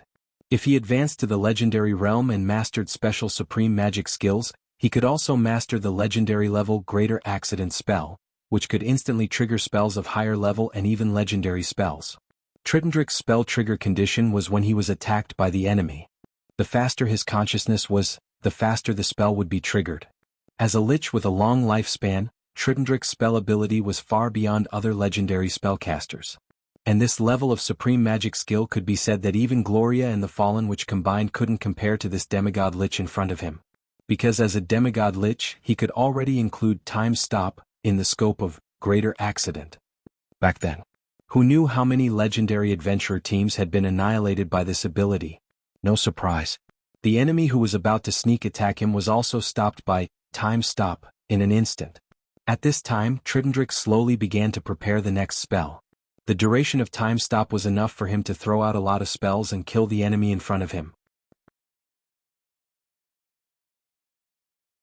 Chapter 738. Time Stop. This incomparably powerful legendary spell was the trump card of top-level wizards. For any ordinary creature, the legendary wizard who had the upper hand was almost guaranteed to win. During the time when Time Stop was in effect, it was enough for a legendary wizard who had mastered casting skills to throw out a large number of spells. For a demigod lich like Trindrik, spells below the fourth circle were almost instantaneous. If he wanted to, he could throw out dozens of spells in one go to blow the enemy into pieces. Soren was frozen in place. At least in the eyes of the demigod lich in front of him, the legendary wanderer who had overestimated himself and tried to challenge him had somehow found his way into the death god's ruins had been fixed in place by his spell. And this time was enough for him to cast several instant death spells. With the rogue's poor immunity, Trindrik didn't believe that the opponent could pass his instant death spell. As a powerful demigod lich, Trindrik's wizard level had reached 26. Even level 30 legendaries would find it difficult to escape from his instant death spells, let alone rogues. However, his long-term caution gave him an extra layer of insurance. He decided to use the spell, Banshee's Howl, to deal with the enemy in front of him. Legendary rogues were still able to dodge other spells. Soren was acting. After a long period of battle experience, he had finally stepped into the realm of acting, even though he only had a little bit of acting ability in the past. At this moment, not only did he really show the state of being affected by Time Stop, but his face and eyes also showed a lifelike panic. It looked like he really didn't expect to be hit by the demigod lich's Time Stop spell. At this moment he was in a state of panic. What a joke. As a true god who had mastered the divine title of a half-elf and a rogue, how could Soren be affected by the effect of Time Stop? Most of the demigods could be immune to the effect of Time Stop, let alone him. At this moment it was all about acting. For a powerful enemy like the demigod lich, Soren didn't make much of a difference if he attacked first or second because the opponent had too many spells to trigger. To deal with this kind of enemy he could only catch them off guard. Banshee's Howl. Sound wave spells were the most difficult to successfully avoid, and Banshee's Howl was one of the most dangerous ones. The demigod lich in front of him obviously wanted to get rid of Soren once and for all, so he directly used his killer spell. However, what he didn't expect was that just when he thought that the legendary rogue in front of him had been frozen by him and could easily cast spells to kill him, a murderous intent suddenly appeared in Soren's eyes, followed by a little golden divine light. Soren's figure suddenly rushed in front of the demigod lich, and then a cold light slashed toward his head. Dang dang dang. The sudden attack forcibly interrupted the demigod lich's spell and caused his own magic to have a crazy backlash. As an advanced berserker and a demigod lich who mastered chaos magic, although Trindrik always buffed himself with the spell Chaos Shield, at this moment he felt that he could no longer control his magic. Fortunately, all the protective spells that he had memorized with accident were triggered, and he forcibly opened an energy shield to protect himself. The storm-like attack came, and the energy shield only lasted for less than half a second. In an instant, Trindrik realized that his enemy was not an ordinary person at all because ordinary people couldn't be immune to Time Stop, let alone break his energy shield so easily. The curved sword made a metallic sound on the demigod lich's body. A row of data appeared in front of Soren's eyes. Activated Shadow Strike. You've caused 12 damage to the target. You've caused 3 shadow damage to the target. Activated Shadow Strike. You've caused 9 damage to the target. You've caused 3 shadow damage to the target. An unimaginably tough nut to crack. It was mentioned before that liches were high undead creatures, and they had incredible resistance to physical attacks. The demigod lich was even immune to 95% of physical attacks. Soren was now in a state of full power. Not only did he activate all his buffs, even the weapon in his hand was imbued with divine power. Even so, he could only deal around 10 points of damage. It was not hard to imagine that other legendary professions would only deal single-digit damage. The demigod lich's resistance to physical attacks was even higher than most deities. Moreover, the demigod lich's resistance to shadow energy was also very high. Soren's Shadow Strike could deal 18 points of additional damage, but now it only dealt 3 points of shadow damage. It was too horrible to look at. Facing Soren's storm-like attacks, the demigod lich had almost no chance of dodging. His agility and reaction speed couldn't be compared to a rogue like Soren, so he decisively chose the most effective tactic. Teleport away. The demigod lich immediately began to cast a short-distance teleportation spell at a speed that was close to instant casting. As long as there was enough distance, he had more than 100 ways to kill the enemy in front of him. However, the teleportation spell didn't work. Dimensional Lock. Divine Power Conversion. When facing an enemy like the demigod lich, how could Soren be reluctant to use his divine power? When he launched the attack, he had already used his divine power to activate the Dimensional Lock, directly blocking all teleportation spells within a 20-meter radius. Slaughter Transformation. Facing Soren's storm-like attacks, the demigod lich did not even show any signs of being heavily injured. At this time, Soren could only reveal his trump card and enter the Slaughterer form that he had not used for a long time. Crackle. Soren's bones cracked. Since he succeeded in becoming a god, the number of times Soren entered the Slaughter form could be counted on one hand. When he entered the Slaughter form, his appearance was completely different from that of a human. He looked like an evil god. The pressure of a god emerged. The demigod lich's face finally changed because at this time, he realized that the enemy he was facing was a true god. However, he had now missed the opportunity. Soren would never give the enemy any chance in battle. Divine Power Shockwave. Since it had already come to this point, Soren simply didn't hold back at all.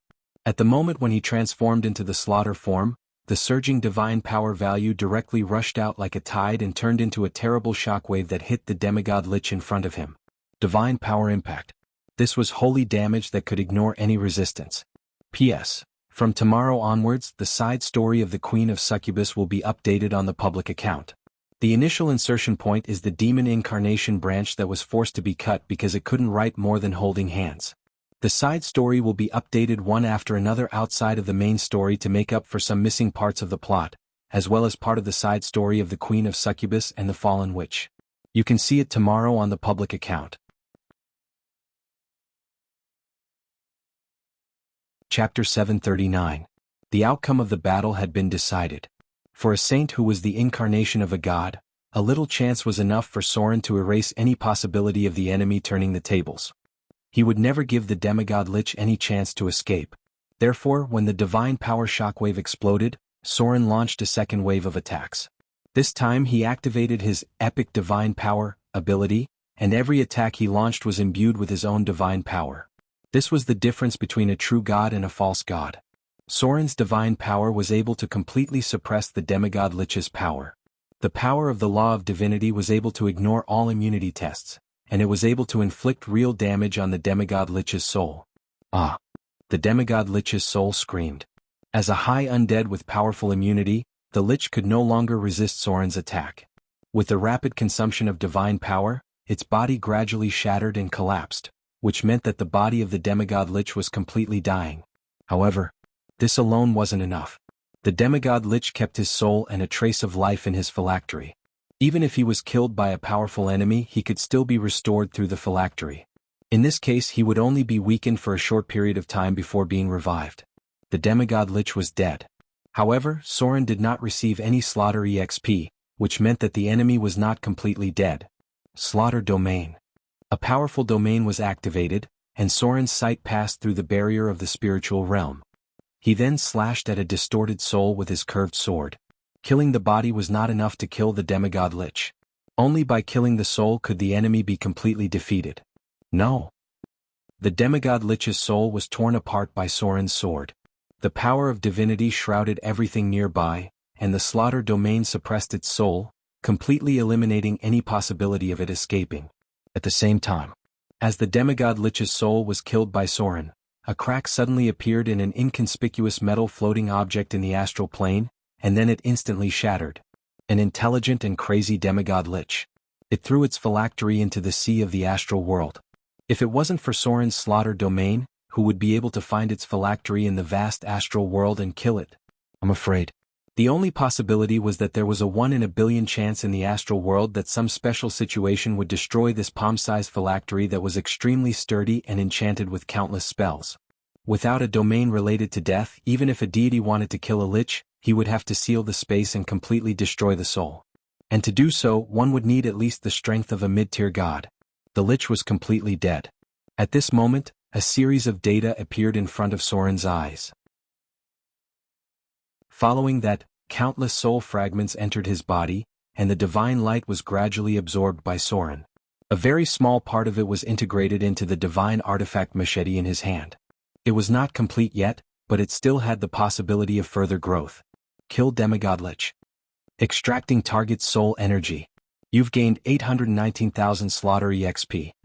The target possesses divine power. Extracting target's divine power. You've gained 5 divine points. The target possesses divine power. Extracting target's divine power. You've gained 2 divine points. The first row of data continued to appear. However, it did not stop there. New data continued to appear below. The target possesses aura of fear. Extracting target's aura of fear. You've gained part of the information of the terror domain. You've mastered a new ability, aura of fear. The target possesses death divinity. Divinity compatibility 81%. Extracting target's remaining death divinity. You've gained part of the information of the terror domain. The real reward was yet to come. Soren could obtain the divinity and divine points provided by the demigod lich through other channels. However, a legendary level aura and a one-time information notification of the terror domain were not something that could be provided by other enemies. There really is the remaining power of the god of death here. Soren instantly understood many things. He also knew why the demigod lich stayed here for decades. He must be trying to find a way to integrate the death divinity here. Ordinary creatures could not integrate with the death divinity. Undead creatures had a natural advantage in this aspect. Otherwise, only people like Soren who had mastered the terror domain related to death could do so. Killing itself originated from death.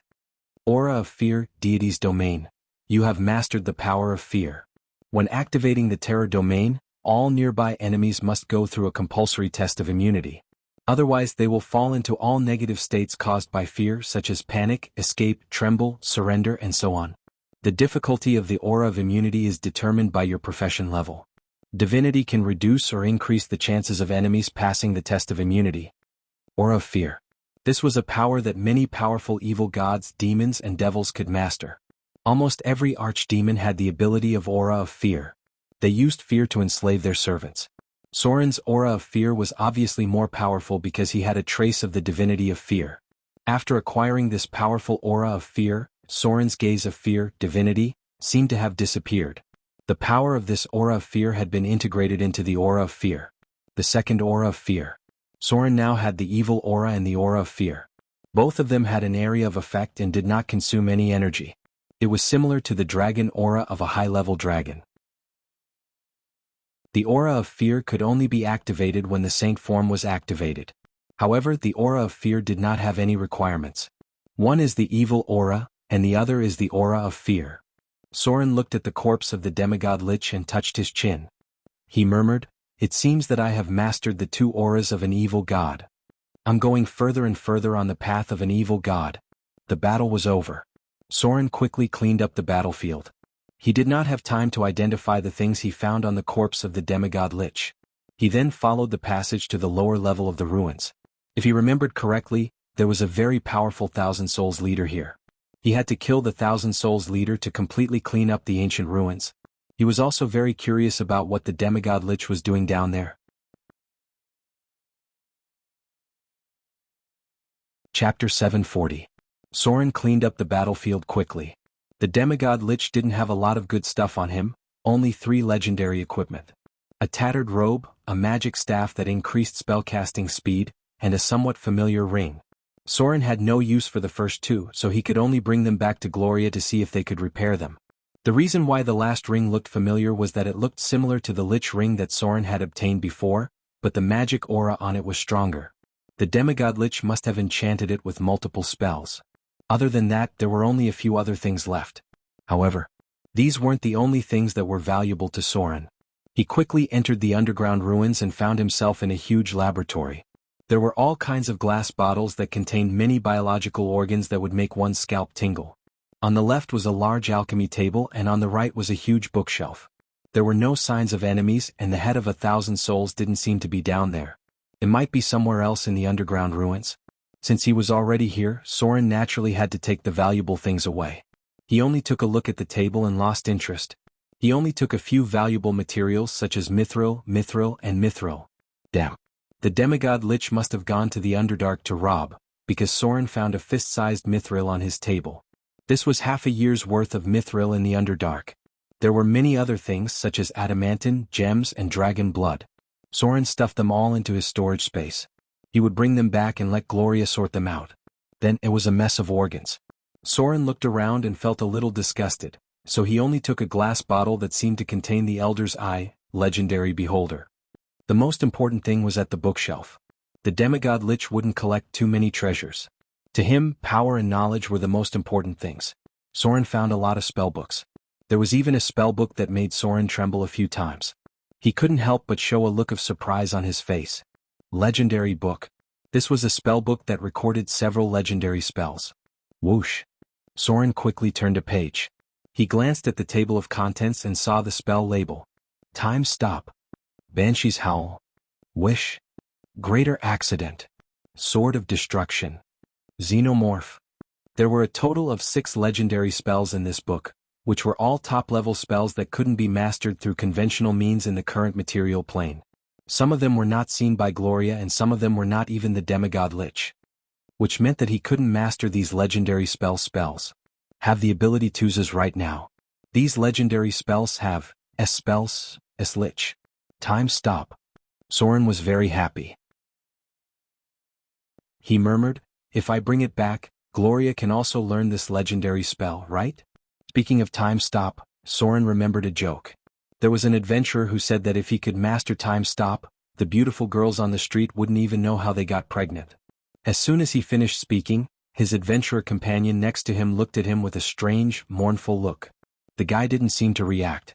At this time, a witch in the team whispered, Time Stop lasts at most 30 seconds. Pada. When Soren picked up the legendary book, a book with a rather delicate cover fell next to it. Soren raised his hand and the book fell into his palm. After flipping it open and glancing at it, his face suddenly changed again. He even looked a little ecstatic and murmured, The Book of Arcana? This wasn't a magic book. It was written in a row of characters from the Arcane Empire. It was more like a profound thesis. If one could understand it, they would be able to master some special supreme magic skills. How to memorize legendary spells with greater accident. How to chain memory with accident.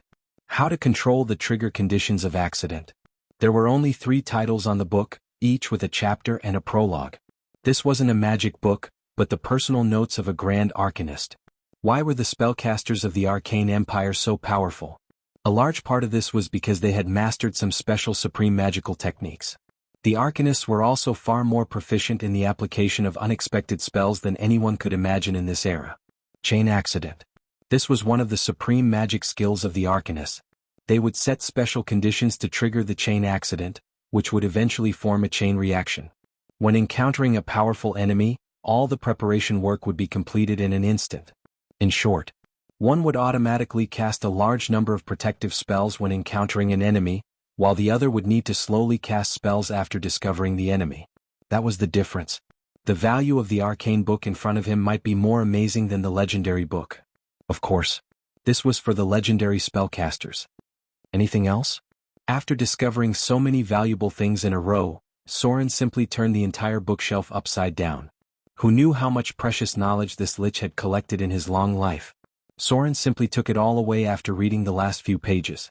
In the future, Mordor would definitely need to build a large library, and these books would be used to fill the library. After going through it so carefully, Soren really found some good things. There were a little too many necromancy books, but he didn't want to release them because many of them were too evil. But there were also some very special spells. Soren actually found the long-lost Bigby chain palms in the demigod lich's library. It was not the famous Bigby 5 consecutive palms mentioned before, but an earlier version of a low-level spell. The lowest level of Bigby 5 consecutive palms was Bigby Palms, which was a level 5 spell, and the mastery requirement was still very high. What Soren found was another set of low-level palms for battle mages. They were Bigby's Assistance Palm, level 1 spell, Bigby's Tripping Palm, level 1 spell, Bigby's Assault Fist, level 2 spell, Bigby's Guardian Palm, level 2 spell, and Bigby's Interference Palm, level 3 spell. Unbelievable. Even Soren didn't expect that the demigod lich would have such a long-lost spell book. Why were there no battle mages now? It was because these low-level battle spells had all been lost. The entry level for battle mages was Bigby Palms of Protection. If you could use level 5 spells, why would you still want to be a battle mage? First become a level 5 mage, then advance to a battle mage and learn close-range casting skills from the beginning. It was too stupid. P.S. The first chapter of the extra volume will be updated on the public account today. The plot starts from the disappearance of the succubus queen. It will be updated around 8 or 9 o'clock. The extra volume is about 100,000 to 150,000 words. Chapter 741. Mordor City, Port Area. A melodious bell suddenly came from the lighthouse, and then the bell gradually became faster. Then someone ran over from the dock and said excitedly, "Fish! Fish migration. This year's fish migration has begun. It's less than 50 kilometers away from Mordor City." This sound seemed to ignite the entire port area. Immediately, many people rushed over from all directions. After a few questions, a person dressed as a captain immediately shouted, "Call for help! Hurry up and get those drunkards out of the tavern for me. Prepare a big net. Gather people. I'm going to the sea temple now. We're going out to sea right away." The port area suddenly became lively. Even the city hall of Mordor City was busy. Many officials came to the port area. Even the navy stationed in Mordor City was mobilized. Battleships were replaced with giant nets, and then they began to gather sailors to go out to sea. Fish migration. This was one of the most spectacular scenes in Mordor City. It was also a harvest feast for coastal cities like Mordor City. The scale of overseas fish migration was simply incredible. Basically, it had reached the point where a fishing net could be thrown down and it would be too full to be dragged. In the face of the arrival of the fish migration, the sea temple moved very quickly. The priest in charge of the temple immediately realized that this was an opportunity to expand their faith.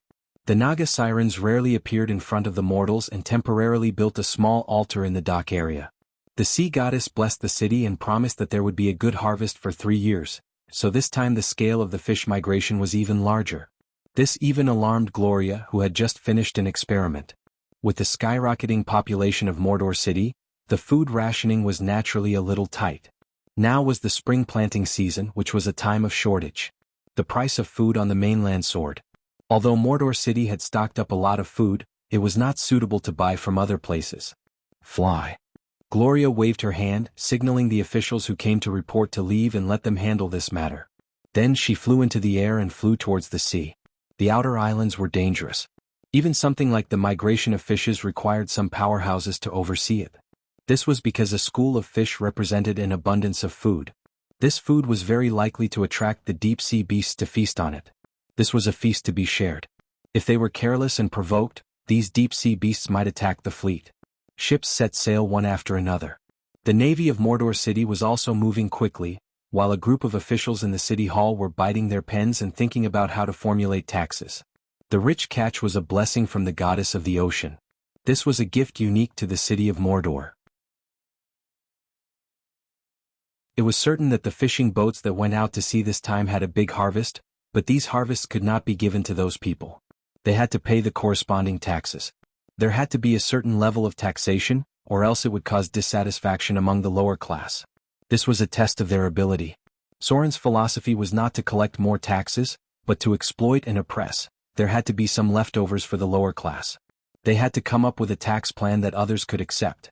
The boundless sea. Gloria's figure quickly flew into the depths of the sea. Behind her were thousands of ships. Even some small boats were going out to sea, ready to make a fortune. Farther away, even the sky was covered with silver-white scales. These scales stretched for more than 10 kilometers. At this moment, they were gradually approaching the port of Mordor. This was not the length of the school of fish. What Gloria saw was only the width of the school of fish. When she flew higher, she immediately saw the endless silver-white scales spreading on the sea. Countless fish leaped out of the sea, reflecting brilliant light under the sun. This was a scene filled with shock and magnificence. Even Gloria could not help but be shocked. She had never seen such a spectacular scene. Waves were flying. Outside the school of fish were groups of sharks. They swam around endlessly. They could easily catch prey with a casual attack. These sharks would migrate with the school of fish. When this huge school of fish dispersed, they would stop this feast. Huge tentacles appeared in the sea on the right side. Giant octopuses lurked at the bottom of the sea and devoured fish crazily. This was the most relaxing time of the year for them. They could eat until they couldn't eat anymore. There are at least 5 deep-sea giant beasts. Gloria glanced around, and her expression gradually became serious. The deep-sea giant beasts would not move with the school of fish.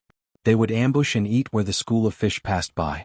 As long as they were careful to avoid them, the sharks would not threaten the fleet of Mordor. Closer. Closer and closer. When the fleet saw the first batch of approaching fish, many sailors could not help but open their mouths in surprise. This was only the front part. On both sides of the ship, there were schools of fish swimming. From time to time there were fish leaping out of the water. Nearby were dolphins that were eating their fill. They carefully distanced themselves from the ship. Farther away, some tiger sharks appeared. The lookout took a look with a monocular and shouted, "Shark Man! There are traces of Shark Man over there." The captain also looked at it, and then his expression gradually calmed down and said, "Don't panic. They are also here to hunt fish. These guys drive some prey from the school of fish to their territory every year." Hundreds of tiger sharks emerged from the sea. The Shark Man cautiously kept a sufficient distance from the city of Mordor, and then avoided the deep-sea giant beasts. They used the unique way of their race to separate apart from the left side of the school of fish, and then drove the school of fish away under the leadership of the priest.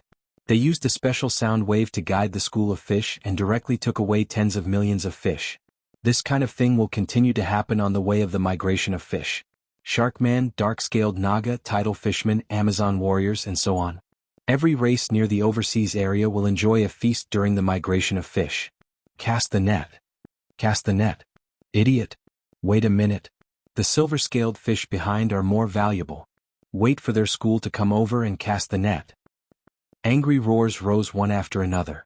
Large nets were cast one after another, and the hold of the ship was almost emptied. Some small fishing boats had only cast the net 3 times, and they were completely full. They could only rush to the port, planning to unload the fish and come back a few more times. There were too many fish. Some of the half-grown boys could reach into the water and catch a stingray that weighed 3 to 5 pounds. It stretched for hundreds of miles. No one knew if it was because of the blessing of the sea goddess, but this year's fish migration could be said to be spectacular to the epic level. A net that was cast down would catch over 100 caddies of fish. In less than half an hour, many ships were completely unable to carry the fish. In the end, a large number of ships began to frantically return. The port area had already been cleared and a large amount of space had been opened up. The first ships to return directly used wooden buckets to carry the fish and threw them at the dock. The clerks of the port of Mordor were so happy that they couldn't close their mouths. They took pens and recorded quickly. Now there was no time to count what fish they had caught, so they could only carry it in piles. Suddenly, a clerk looked up at the sky over the city of Mordor, and then he opened his mouth wide with a shocked expression. He didn't even notice that the quill pen fell to the ground. A high-pitched dragon's roar sounded. A shadow dragon that had just reached adulthood rose into the air from somewhere in Motor City, then it flapped its huge dragon wings and flew high. The dragon's roar was mixed with a cheerful aura. It rushed towards the fish in the distance like crazy.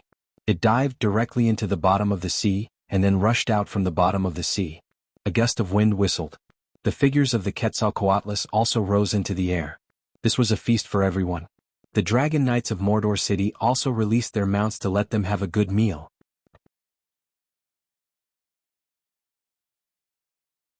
Chapter 742.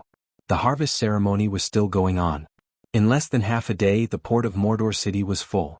All the oak barrels that could be collected had been used up, and they could only be piled up in the open space of the dock. The officials of Mordor City now had a headache about how to preserve these catches. In the end, they had no choice but to ask the priests and wizards of the temple to set up a magic circle to preserve them at a relatively low temperature. Later there was no other way. They could only let the catch pile up and send people to mobilize salt to get a batch of salted fish first. There was a fishy smell over the entire port of Mordor. Now everyone could only endure the pain and happiness. After all, such a harvest opportunity only came once or twice a year. The Sea Temple was the big winner of this fish migration. For a long time, the Sea Temple had been suppressed by the Temple of Wealth in the competition of Port Mordor because their opponents were really much richer than them. But today the situation was really reversed. The number of people sacrificed in the Sea Temple had skyrocketed. Many people ran to donate and pray to thank the Sea Goddess for her gift. Now thinking about the pale face of Priest Jean, the Naga Siren priest who was in charge of the Sea Temple couldn't help laughing out loud. She was now ambitious. She was ready to take advantage of this opportunity to completely suppress the Temple of Wealth. Everything was still busy. However, after the huge school of fish passed about 10 kilometers outside the port of Mordor, it began to quietly change a little. The school of fish began to diverge. This time, the fish migration was not the same as in previous years. Most of the fish migrating in previous years were of a single species, and there would not be too many species of fish occasionally showing signs of convergence. But this time there were almost all kinds of fish. It seemed that all the fish that would migrate during this period of time had passed through the city of Mordor. But, after passing through the city of Mordor, these fish began to change. The fish at the front were divided into 3 groups. One group continued to migrate in the direction of the Amazon rainforest, another group moved towards the southern sea, and the last group continued to migrate in a straight line. All this seemed to be controlled by a great force, forcing them to pass by the city of Mordor. Then these fish migrated according to their original route. Desert of Death, underground ruins. What happened in Mordor City was not enough for Gloria to send a magic message.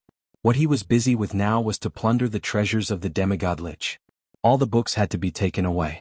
Take away all the valuable experimental tools, but leave behind the strange organs used for undead experiments. These things were too disgusting. It took Soren more than an hour to finish cleaning up. You are immune to the negative effects of this aura. Affected by chaotic aura? Test of immunity failed. Within the range of this aura, all your tests of immunity are reduced by 2 points. Head of 1,000 souls. As the name suggested, it was a monster formed by more than 1,000 souls. This kind of thing often had an extremely chaotic will. Even if there was a strong consciousness leading the body, it would also be affected by other souls. 2 aura realms. Soren's expression was a lot more dignified. In an instant, he activated his Shadow Realm and Slaughter Realm, and then mobilized his Divine Power Points to slash at it. Divine Power Points must not be saved. Soren had planned to temporarily use up all his Divine Power Points because the Head of 1,000 Souls was a creature between incorporeal and corporeal. In the face of any physical attack, there was a 50% chance of phase evasion. Any physical attack only had a 50% chance of hitting it. But this was not the most disgusting thing. What was more disgusting was that the Head of 1,000 Souls, as a collection of high-level wraiths, had extremely high resistance and immunity to any magic attack. It belonged to the kind of monster that had a very rare foundation of double resistance. Against this kind of monster, both physical attacks and magic attacks were not very effective. Only the power of a deity could cause real damage.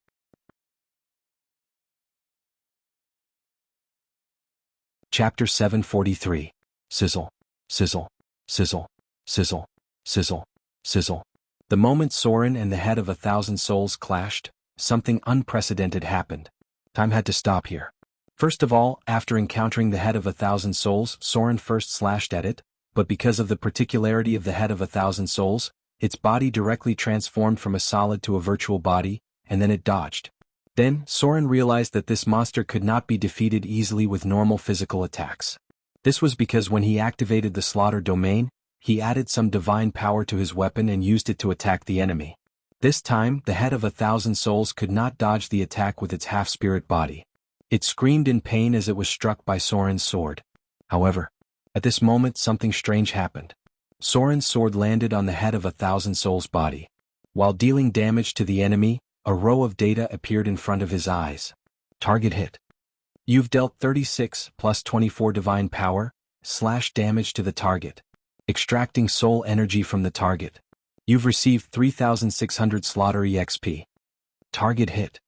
You've dealt 39 plus 24 divine power / damage to the target. Extracting soul energy from the target. You've received 3,900 slaughter EXP. It was very strange. This was the first time Soren gained slaughter EXP by attacking without killing the enemy. Every time he struck, he would tear a part of the head of 1,000 souls' soul. This was because it was originally a monster formed from thousands of twisted souls. Soren's current situation was that he had not killed it yet, but every time he attacked it, he would gain some slaughter EXP, and then the death aura of the enemy would weaken a little. After slashing the target more than 10 times in a row, the aura of the 1,000 souls chieftain was not only getting weaker and weaker, but Soren also directly gained more than 30,000 slaughter EXP. What's going on? At this moment, even Soren himself did not understand. He thought to himself, is it because of the information I just received from the death domain? Domain ability. Although he hadn't fully grasped the power of the domain of death, some powerful domains could also increase his strength after obtaining the information once, resulting in some inconspicuous effects. This should be related to the information in the death domain, or maybe it was related to the slaughter domain. The battle was still going on. This unexpected discovery was not enough to make Soren panic. After activating his own ability, Soren relied on the powerful crushing power of the gods to not give the 1,000 souls chieftain any chance. He planned to use his divine power to get rid of this dangerous enemy. The head of 1,000 souls aura became stronger. When Soren's final slash, the 1,000 souls' body of 1,000 souls wailed suddenly. And many souls rushed out of the head's body of 1,000 souls twisted body. As souls as after souls body, a soul of 1,000 souls. Then. Heads. Heads. A list. Head killed head. Head of 1,000 souls was killed. Extracting target's soul energy. You've received 75,000 slaughter EXP. Target has divine power. Extracting target's divine power. You've received 4 divine points. Target has divine power. Extracting target's divine power. You've received 2 divine points. The head of 1,000 souls last slash did not give much slaughter EXP. Maybe it had already absorbed part of the souls. However, the notifications didn't stop there. New notifications continued to appear below. Target has Spirit of Fear. Extracting target's Spirit of Fear. You've received part of the information in the Fear domain. Your new ability, Spirit of Fear, has been improved. Ability Breakthrough. You've mastered a new domain, Fear. Target has Divine Power of Death. Divine Power Compatibility 86%. Extracting target's remaining Divine Power of Death. You've received part of the information in the Death domain. Discovered Divine Power of Death. Divine Power Compatibility 89%. Extracting Divine Power of Death from the Soul Furnace. You've received part of the information in the Death domain. Ability Breakthrough. You've mastered a new domain, Death. Divine Power Awakened. Because you've mastered the Death domain, you've automatically mastered the Divine Power, Hand of Death. A series of densely packed notifications appeared. Soren's improvement from the head of 1,000 souls was much greater than the demigod Lich. He had absorbed part of the divine power of the Son of Fear. It could even be said that the Son of Fear was his first stepping stone. Now, from the demigod Lich and the head of 1,000 souls, these two monsters with Spirit of Fear, Soren had obtained the information in the Fear domain twice. Therefore, he directly mastered a new domain ability, Fear. Of course, this was not a big deal. What was more amazing was the information in the Death domain from the demigod Lich, and the other 2 from the head of 1,000 souls in the Soul Furnace. These 3 information notifications directly fulfilled the prerequisite to master the Death domain. Although it was only a basic mastery for a god like Soren, it was enough to extend his Death domain with a type of divine power, Hand of Death. In simple words, this was a weakened version of the life and death domain. It could wipe out any mortal with strength below the legendary level. Any mortal. No matter if it was an elf, dwarf, human, demon, devil, or any other life form, as long as their strength did not exceed the legendary level, as long as they were still mortal, Soren could directly wipe out their lives. There was no immunity test. There was no need to trigger any immunity test. Even if the target's vitality was as tenacious as a giant dragon, Soren could wipe them out with just a thought. This was the terrifying part of the death domain. Of course, these were some of the most basic abilities. The domain was only the starting point of mastering the divine power. Soren's understanding of the death domain was probably not as good as the weakest death servant. This was because many death servants also had the death domain. The domain was only an extension of the legendary level. There was still a big gap between it and the real divine power.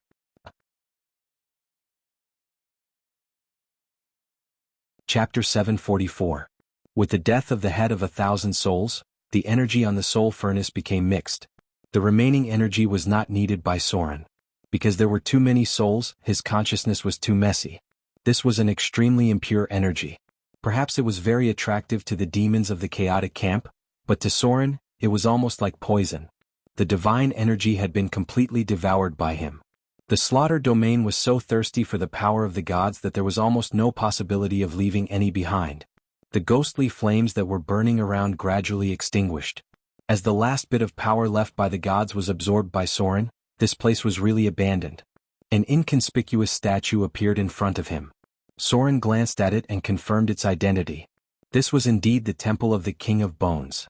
Of course, if it was according to the old name, it should be one of the three gods of death, the former, King of the Dead, Weep Devil. The three gods of death were the god of murder, Baal, the King of the Dead, Weep Devil, and the god of strife, Banon. This was their name when they were still alive. After their death, their clergy was taken over by others, and their names became the god of slaughter, the King of Bones, and the god of tyranny. This was mainly to distinguish the new gods who took over their clergy later. For example, the King of the Dead, Clemvox, and the god of murder who was sealed and had gone crazy. A long time ago, there were three incomparably powerful humans. They were Bar, Devil Weep, and Banon. These three humans had challenged countless experts and climbed out of the gates of hell time and time again. They had even killed one of the 7 lost ancient gods, and each of them obtained a portion of the divine power. Finally, these mortals attracted the attention of a very powerful existence. It was the god of death, Jurgil, who was most likely to have the greater divine power. This ancient god of death was tired of his position. He divided his divine power into 3 parts and gave it to the 3 mortals who found him at that time, which later became the 3 gods of death. The most powerful axis of the gods of the evil camp. It was impossible to estimate how powerful the god of death, Jurgil, was because he was affected by the Avatar crisis. He was a little beyond the 3 realms and not in the 5 elements. He divided his priesthood and divine power into 3 parts, directly creating 3 incomparably powerful evil gods. Then, Jurgil retained his own divinity and helped the 3 gods of death to adapt to their own divinity and divine power. Later on, he even assisted the current King of the Dead, Clemvox. Even if death god Jurgil wasn't a greater divine power, Soren guessed that he wasn't far from it. Right now, the 3 gods of death had fallen one after another, and Jurgil seemed to have retired for some time. After all, the King of the Dead had gradually grasped his own divinity and work. However, the power he left behind did not disappear.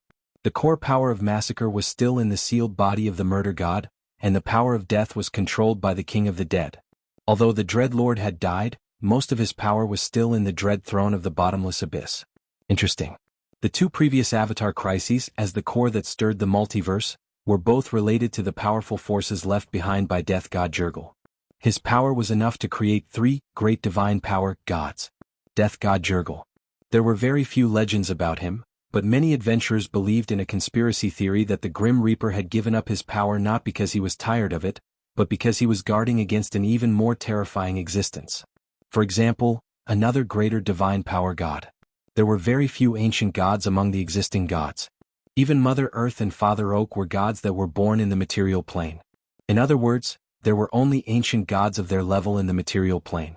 Before that, there were more ancient gods in the multiverse. There were still many empty places in the pantheon, such as the gods who created the material plane, the gods who fought against the first generation of demons, and the gods who created the Lord of Hell, Asmodeus. Note, creating a plane is the standard to measure a greater divine power. The multiverse was huge. Wandering in the astral world was too time-consuming for the gods, and there were many mysteries that even the gods were exploring. The three gods of death. Soren silently looked at the statue in front of him. To be honest, his relationship with the three gods of death was too deep, and it could even be said that they were tied together. He definitely inherited a trace of the bloodline of the god of massacre, and Vivian was the child of the Dread Lord. Now Soren gathered the domains of massacre, death, and fear. These three powers were the core domains of the three gods of death. Because of Vivian, Soren and the Dread Lord were irreconcilable enemies. Because of the bloodline of massacre, Soren and the god of massacre could not get along well. No. Among the successors of the three gods of death, only the King of the Dead, who was relatively easy to get along with, had no hostile relationship with Soren for the time being. However, if he knew that Soren had close contact with the goddess of magic, his attitude would not be so good. Death, massacre, fear. Soren seemed to see the road ahead and the key to how to completely defeat the Dread Lord. He might even end the Avatar Crisis, or at least greatly reduce the damage caused by the Avatar Crisis. The Avatar Crisis broke out. The power of the three gods of death would fall to the mortal world. The King of the Dead fell in the middle of the Avatar Crisis. Although the Dread Lord died, the throne of fear left in the bottomless abyss would not move. The time when the god of murder fell to the mortal world was uncertain, but it would not be much later than the other gods. As a result, Soren really had the opportunity to combine the three gods of death into one. Of course, it was impossible to do this with his own strength. It could even be said that there was not even a 1 in 10,000 chance. Soren needed more allies, more help, and more trump cards. Even he might need a divine system as a backing to be able to fight against those powerful opponents who had mastered the three gods of death. Massacre, death, fear, evil, rule, pirates, shadow, plants. Soren silently looked at the realms he had mastered now. Except for the pirate realm and its plant realm, which were not very useful at the moment, all the other realms complemented each other. This was the foundation of his future promotion to a great divine power. But even if he was promoted to a great divine power, he would only have the same power as his opponent. Soren had to rely on the power of other great divine powers to defeat his opponent. He needed allies.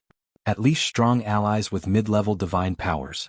Their relationship must be better than the current goddess of sea and the goddess of wealth, because these two goddesses could not help Soren against other gods at the moment. The goddess of magic may be able to help, but the premise was that she could survive this crisis of death.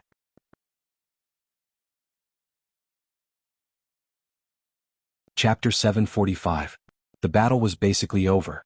Soren had obtained more than 1,300,000 slaughter EXP from this exploration of the ruins. Together with the slaughter EXP he had accumulated before, he now had a total of 1,600,000 slaughter EXP. There was nothing to think about. Soren's priority was still to level up as an arcanist because he had to reach level 17 as soon as possible. This way he could use the power of the goddess of magic to resolve the conflict between arcanists and wizards. Once he reached level 17 he would be able to master the first level 9 spell slot. Since the destruction of the Arcane Empire, the boundary between level 9 spells and legendary spells had been blurred a lot. Although many spells were only level 9 spells according to the standards of the material plane, they were called legendary spells. Soren was blessed by the goddess of magic, so after reaching level 17 he could use not only one level 9 spell slot, but two. This was a huge improvement. Naturally, Soren had one more level 9 spell slot than others. The total number of spell slots that Soren had surpassed many wizards who were level 20 and above. A row of data appeared in front of his eyes. Arcanist profession increased to level 6. Received 34 INT 26 plus INT 26 to 10, asterisk 0. 5. Skill points, HP increased by 12, profession HP 4 plus, con 26 to 10, asterisk 0. 5. Received 1 free attribute point. 1 more level. Soren silently looked at his attribute page. He still had 500,000 slaughter EXP left, but he needed 1,300,000 slaughter EXP to level up. Now that he was about to enter the ranks of advanced legendary professions, he would need more and more slaughter EXP in the future. If he wanted to fight against a greater god, he would need to reach level 35 and above. This was a huge amount of slaughter EXP. Conservatively speaking, he would need more than 30 million slaughter EXP. I'll be able to master level 9 spells soon. For a wizard, level 9 spells were a watershed. After mastering level 9 spells, one's combat power would be greatly increased. Moreover, level 9 spells such as Banshee's Howl and Meteor Burst could greatly make up for Soren's lack of AoE damage. Otherwise, if he were to rely on himself to kill his enemies one by one, he would be at a disadvantage if he were to encounter a large number of monsters, such as a sea of insects. Divine power points could be used for AoE attacks, but it wasn't easy to accumulate them. The priests who believed in Soren could not reduce the divine spells bestowed upon them, and the power of the kingdom of God could not be mobilized. Soren had to be very careful when it came to divine power. Furthermore, if it wasn't for his divine power points, Soren wouldn't have been able to win this battle so easily. Only those with divine power points could be considered gods. Without divine power, a god in the form of a saint would only be a slightly more powerful legendary figure. There was no need to think about the free attribute points. Soren directly allocated it to his dexterity. Now that his dexterity had reached an astonishing 35 points, if he could increase it to 40 points, his highest attribute would be enough to be on par with many mid-level divine power gods. As for increasing it to more than 45 points, it was impossible for him to think about it for the time being, because only greater divine power gods would have a main attribute as high as 45 points. Moreover, most of these gods relied on the power of divinity and the power of divinity. My divinity is now 85 points. My divinity is now 35 points. My divinity is close to mid-level divinity, but my divinity is now completely insufficient. There are many creatures with divinity, but there are still too few with divinity. I'm afraid that in the future, I'll have to kill gods to increase my divinity. How do those gods who have been sealed as gods for a long time increase their divinity? Soren's divinity was seriously insufficient. He didn't know if other gods were like this, but their divinity was far higher than their divinity. The chances of obtaining divinity in battle were relatively high, but the chances of obtaining divinity were very low. Usually, only special enemies could obtain divinity. The other gods had been sealed as gods for a long time, and with the help of time and the power of divinity, they had slowly made up for the shortcoming of divinity. However, Soren had only been sealed as a god for a short period of time, and now his divinity was almost twice as high as his divinity.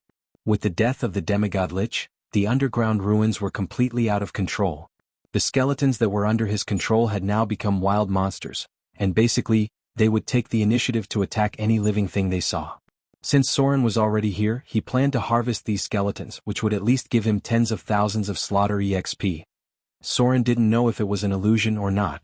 He felt that after killing these skeletons, the slaughter EXP he obtained had increased by about 10% compared to when he first started. This increase wasn't very obvious. However, according to Soren's own calculations and his long-term experience, the slaughter EXP he obtained from killing skeletons had indeed increased, and the increase should be between 5% and 10%. Could it be because of the death domain? Soren couldn't help but fall into deep thought and murmured, according to past inferences, as long as it's related to the soul, the slaughter EXP obtained can be increased. This is equivalent to increasing the ratio of absorbing soul energy, and it's said that under certain circumstances, the slaughter EXP obtained can be increased by an additional 20%. Without a doubt, the slaughter EXP obtained had indeed increased.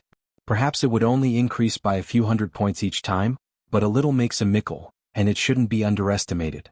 Soon.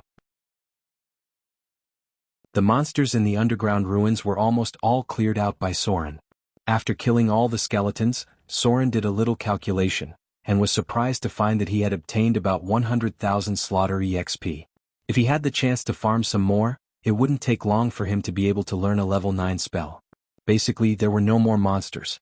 Soren walked around the underground ruins and finally confirmed that he had killed all the monsters.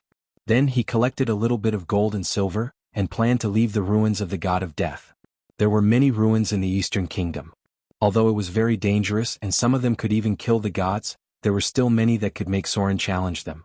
He was going to go back and take a rest. Then he would make his presence known to the girl named Alice. It would be best if he could gain some favorability and find a way to trick her back to Motor City. Then Gloria would get the core knowledge about the Arcane Empire from her. He couldn't give up the Golem Legion. During the Arcane Empire, the mortals could challenge the gods because of the huge Golem Legion. Its scale could even be compared to the petitioners in the Kingdom of God. The great arcanists could challenge the kingdom of God during the Avatar crisis because of the huge energy of the elemental fusion in the floating city and the large-scale golem legion. It was precisely because the energy of the floating city was comparable to a small kingdom of God that the gods were very afraid of the great arcanists.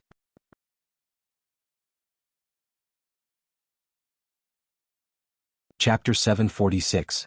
Soren quickly returned to the town. What made him feel a little regretful was that the girl named Alice, who he wanted to make her presence known, seemed to have left this place. This girl's status was very high.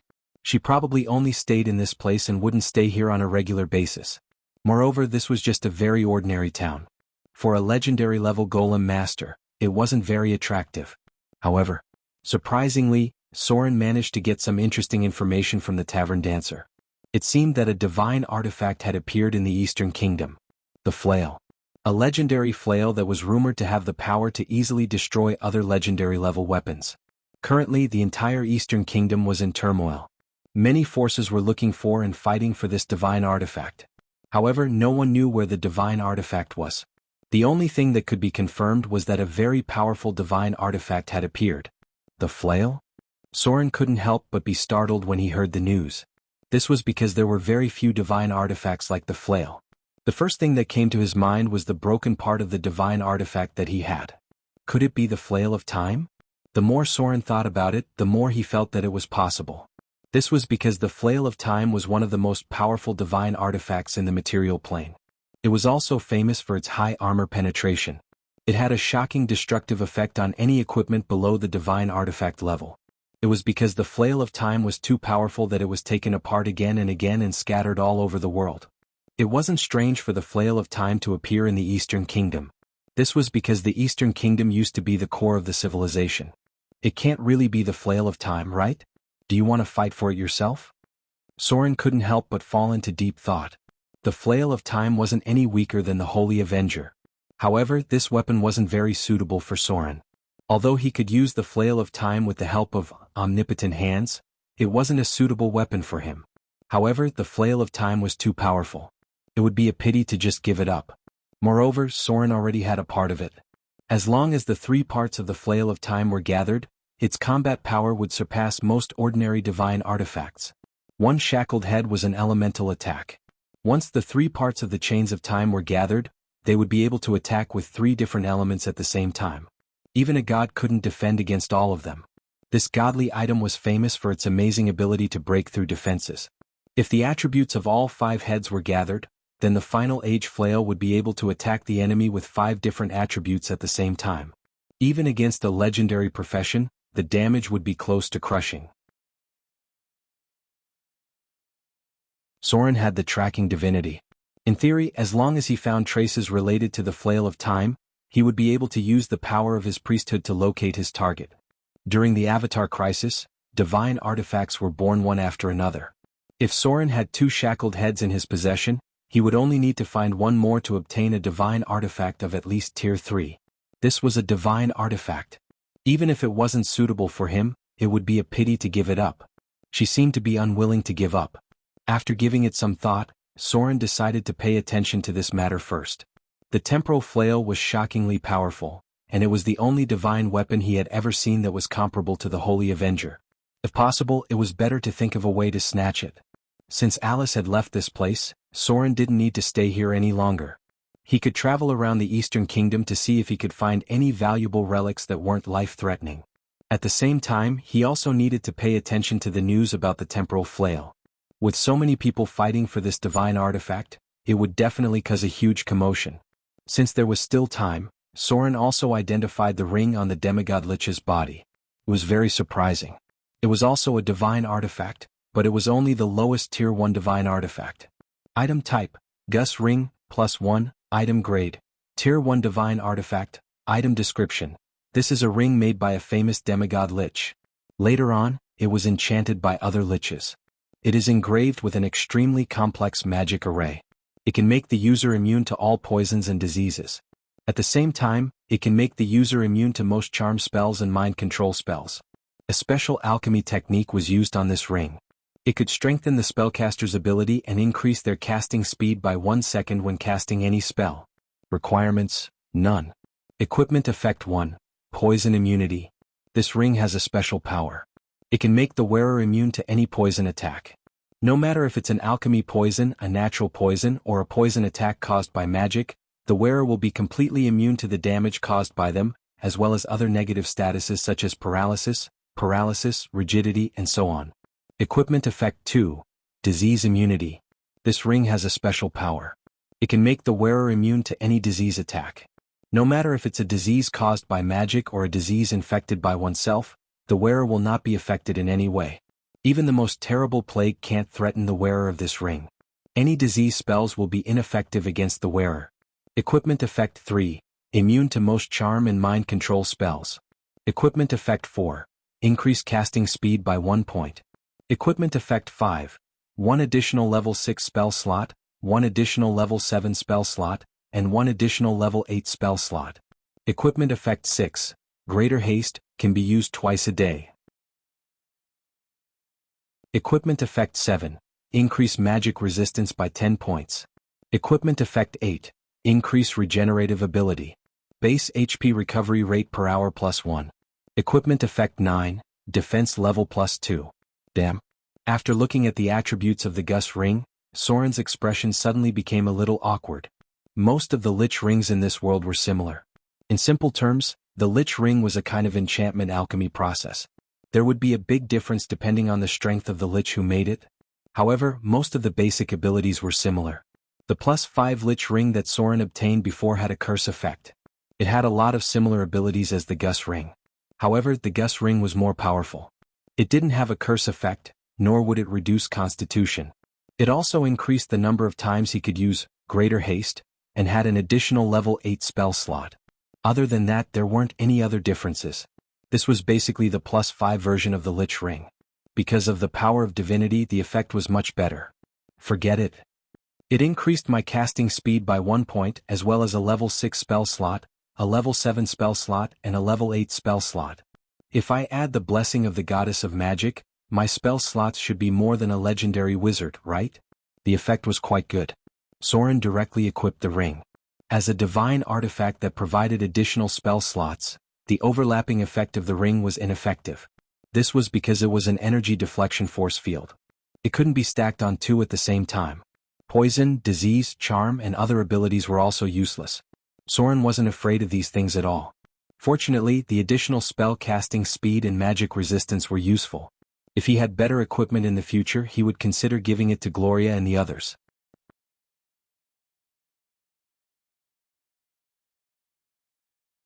Chapter 747. Report, report, report. The sound of hurried footsteps could be heard. Then a young boy rushed into the room in a panic, scaring the ugly monkey who was learning the common language. He looked up at the boy in front of him and glared at him angrily. Because the boy's father had helped him before, Ugly Monkey was too embarrassed to scold him too much. He could only scold him, "Why are you in such a hurry?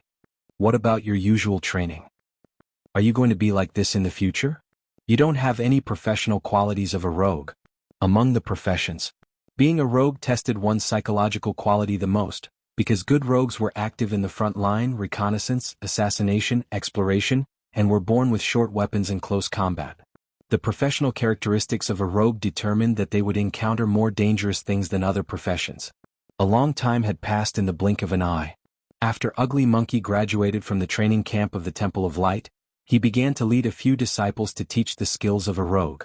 Although he was less than 20 years old today, Ugly Monkey spoke like an old man. He had high prestige among the younger generation of Mordor City. He was a rogue who was very likely to enter the realm of legends in Mordor City. Even the absolute ruler of Mordor City, His Excellency Soren, knew his name. Ugly Monkey scolded a few words, and the young man in front of him blushed. After all, he was only 16 or 17 years old, and his psychological quality was not good enough. Ugly Monkey looked at him and sighed, then closed the book in his hand and said slowly, "What happened? Why are you in such a hurry?" After that, his face did not look very good, but it was not all because of the disciple in front of him. The disciple he taught was not good. At most, he would be laughed at by opponents of the same level. He could also say that the disciple's aptitude was not good. However, the higher-ups of Mordor City seemed to have lost their minds recently. They actually ordered all the leaders to start learning how to read and write. This was simply asking for his life. Now many old people in the management of Mordor City were complaining, especially those pirate leaders who could not read. They were so mad that they wanted to pull out their swords and cut people. But this was ordered by the mistress of Mordor City, Her Excellency Gloria. They had no choice but to memorize it because soon, the officials of the city hall would be responsible for assessing them. Although Ugly Monkey was very talented as a rogue, learning how to read was a little difficult. He did not have much talent in this area. When he thought about how he might fail the next exam, his face turned pale. Mordor City was ready to screen out better management. The most basic prerequisite for all of this was that these managers who might be promoted had to at least be able to read and write the common language. The reform of Mordor City was comprehensive. Now many managers were under a lot of pressure. Many people felt that they could not keep up with the development of Mordor City. The current situation was that even the giant, who hated reading and writing, was forced to hire a teacher to teach him how to read and write. That was because Her Excellency Gloria's request for him was to at least learn how to write his own name, as well as understand commonly used sentences. However, these were all orders from Sir Soren. Because Sir Soren himself was the most powerful rogue in the material plane, the requirements for rogues in the city of Mordor were higher. In addition to learning to read, the Ugly Monkey also had to learn arithmetic. Go ahead. Ugly Monkey threw the book aside and said slowly, "What happened?" The young boy was still a little nervous, but he was much better. He quickly searched his body and handed over a small note that was sent back from the front. He stammered, "Fight. They're fighting. The surface elves and the drows are fighting." Ugly Monkey's gaze froze when he heard this. Although he was young, his hands were stained with blood. Recently, he had begun to take charge of the secret organization in the Wind Spear Hills. He had a powerful aura around him. Instantly, the young man in front of him was so scared that he did not even dare to breathe loudly. Ugly Monkey quickly glanced at the note, then said in a deep voice, "Send someone to the temple immediately. Pass down my order. Send a team to the Spider Forest to collect more detailed information." "Forget it. It's a big deal. I'll go to the temple to see the Archbishop myself. Also, you go and inform Lady Adele Isabella. The war between the drows and the surface elves will definitely affect a lot of places. Let her be prepared in advance." The movements of the elves were personally ordered by Sir Soren to pay attention to. Ugly Monkey did not dare to be careless about this kind of thing. He rushed directly to the temple area and prepared to send the news back to Mordor through the temple. During this time, the movements of the elves had been strange. Although the outside world was not very clear about the reason, many people had noticed this. The news was sent back overnight. Just the afternoon before yesterday, there was a big battle near the Spider Forest. For thousands of years, the struggle between the surface elves and the drows had not stopped, but most of them were small-scale battles. Maybe the surface elves intended to clean up the drows, or maybe the drows were going to capture some surface elves to please the Queen of Spiders. Such things were very common. But the scale this time was a little scary. According to the information sent back from the outside, the army of the drows this time had reached more than 3,000 people. 3,000 people. That was the army of the Underdark, not the motley crew of the surface world. This was almost equivalent to the main army of an underground city in the Underdark. Even a large drow family could not put together such a large army. It would take at least several drows working together to form such a large army. Moreover, according to the information sent back by the spies, even the petrifying lizard knights were dispatched in this battle, leaving a lot of broken human-shaped stones in the place where they fought. Only the petrifying lizards of the Underdark could leave such traces. A fight broke out. It was not a small-scale conflict but a real war. The spies of Mordor could not enter the Underdark, and it was too dangerous under the Underdark.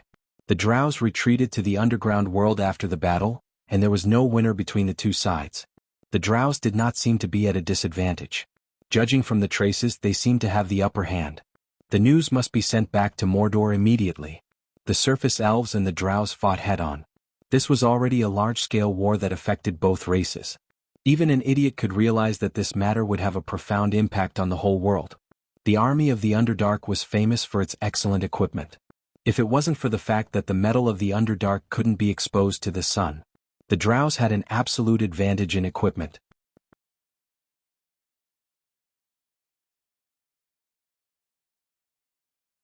Chapter 748. The news was quickly sent to the city of Mordor through special channels. When the news was sent to Soren by magic, it was already noon the next day. At this time, Soren had already left the first town and arrived at a large city near the Gobi. The city was very old. Although it had been destroyed many times in history, it was finally rebuilt by the monks. Because this was an important stronghold for the monks, it was also one of the few places in the material plane where one could learn the sun flame style by conventional means. In the past, many adventurers who advanced to the monk level went here to practice, so that they could master the sun flame style and moon style after advancing to the legendary level. Soren's purpose here was to learn the expeditious steps. It was a special combat skill. After mastering it, one could get the additional ability of attack +2 and dodge +1. The eastern countries had a unique culture. On the other side of the continent, although the ability attack first could be trained, the actual combat effect was not as good as the footwork of the eastern countries. Soren definitely could not learn the sun flame style and the moon style, unless he planned to advance to the monk level and upgrade to the legendary level. However, some of the unique training methods of the monks could be mastered. The expeditious steps was also one of the special abilities. Other than that, in the eastern countries one could also train additional abilities such as rapid strike, sword draw, swift movement, and so on. This city was spoken in an oriental language, and its name could be translated as the boat of the desert. This was the gathering place of the good and neutral monks of the order. They had been guarding the underground ruins where ancient evil creatures were sealed for generations. Because the teachings of the monks were quite special, there were many ascetic monks who had made a poverty oath here. They could almost be said to have no desire for material things. They were completely in pursuit of spiritual detachment. The population of this city was only about 50,000. Most of the cities in the eastern countries did not have a large population. Only near the fertile areas, there would be cities with more than 100,000 people. There were 3 monasteries in the ship of the desert. As soon as Soren arrived, he saw a group of dwarves. It was rare to see a bearded dwarf in the eastern kingdoms. Because the monk group of the desert boat accepted dwarves as monks, there was a special group of dwarven monks here. The dwarven monks with thick skin specialized in the diamond body. In the eastern kingdom they were the best meat shields. In the south of the city, there was a smithy called Broken Sword. This was one of the reasons why Soren was here, as there were many good things in this smithy. Opposite the blacksmith shop was a tavern. Standing at the door, one could see lazy dancers lying on the counter. This city didn't allow the establishment of brothels. Even the Eastern Empress wouldn't touch that bad luck. This was because the martial monks here were very strict. Many of them were the kind that didn't leave overnight wealth. If they brazenly opened a brothel here, it would be a slap in the face. As for whether there were any sexual activities going on in the dark corners, the martial monks' conclave wouldn't ask too much.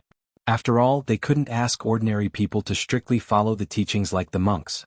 The owner of the Broken Sword smithy was not eye-catching. He was just an ordinary middle-aged man. He looked quite strong. Usually he would just forge and drink. There were a few blacksmith apprentices under him. If Soren hadn't seen him in action before, he wouldn't have believed that this ordinary-looking middle-aged man was a high-level sword saint. "Sir, what would you like to order?" The middle-aged man in the smithy glanced at Soren and seemed to be uninterested. He said lazily, "We have all kinds of weapons here. If you need a different kind of weapon you can customize it. But the price is more expensive."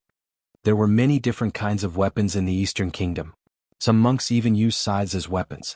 They looked a little like the Grim Reaper's scythe.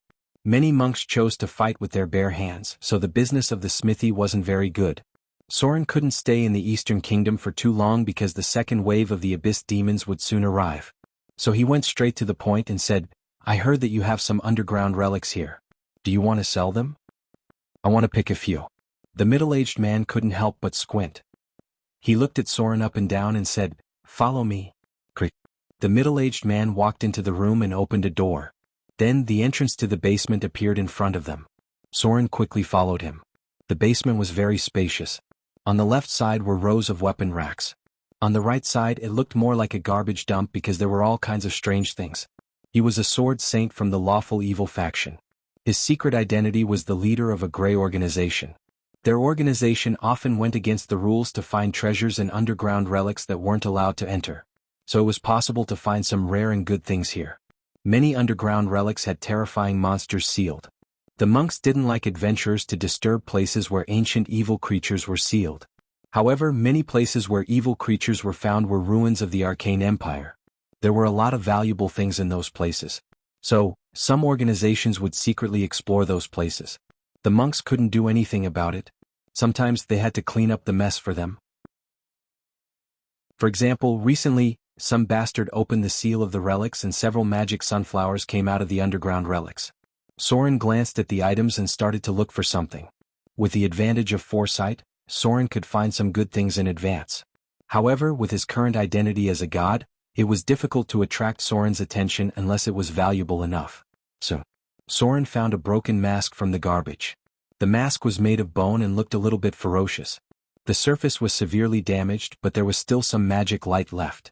How much is this? Soren picked up the mask and weighed it in his hand. The middle-aged man narrowed his eyes and looked at it carefully. Then he said in a deep voice, 3,000 Kindler. What a ridiculous price. In the middle-aged man's mind, the mask was naturally not worth so much money. However, Soren didn't care.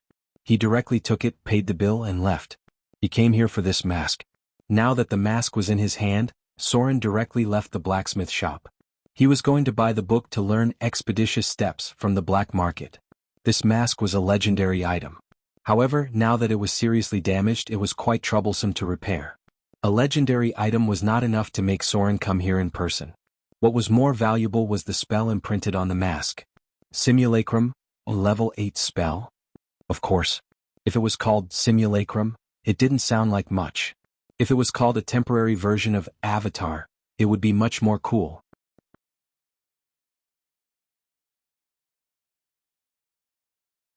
Chapter 749. Soren only stayed here for half a day. After he got the item, he immediately began to track down the news of the birth of the artifact. He wanted to see if the artifact was the legendary Flail of Time. He could study the books about expeditious steps back in Mordor. However, Soren carefully observed the special mask for a long time because the spell engraved on it was really important. Wizards had an avatar-type spell. This spell was called Projection. It was a level 7 spell. After using it, a temporary avatar could be created. Depending on the mastery of the spell, the avatar could have about 50% to 60% of the power of the original body. In the case of using the projection spell, the original body could hardly move, and the consciousness would be transferred to controlling the avatar. Therefore, wizards rarely used this spell. Only when they were exploring some other planes would they send their avatars there. This spell had a lot of drawbacks, so wizards didn't use it much. However, this type of spell also had a black technology, which was a more advanced version of Simulacrum. It could create an avatar that was exactly the same as the original body, retaining about 70% of the power of the original body.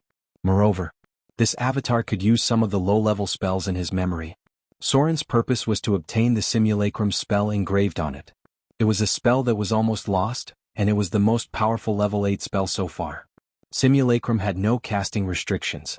After creating a temporary avatar, the original body could also freely walk and cast spells, but the consciousness had to control both bodies at the same time. In other words, one had to do two things at once. The spell was very difficult to learn. At least wizards who didn't have enough brain power couldn't master this spell at all.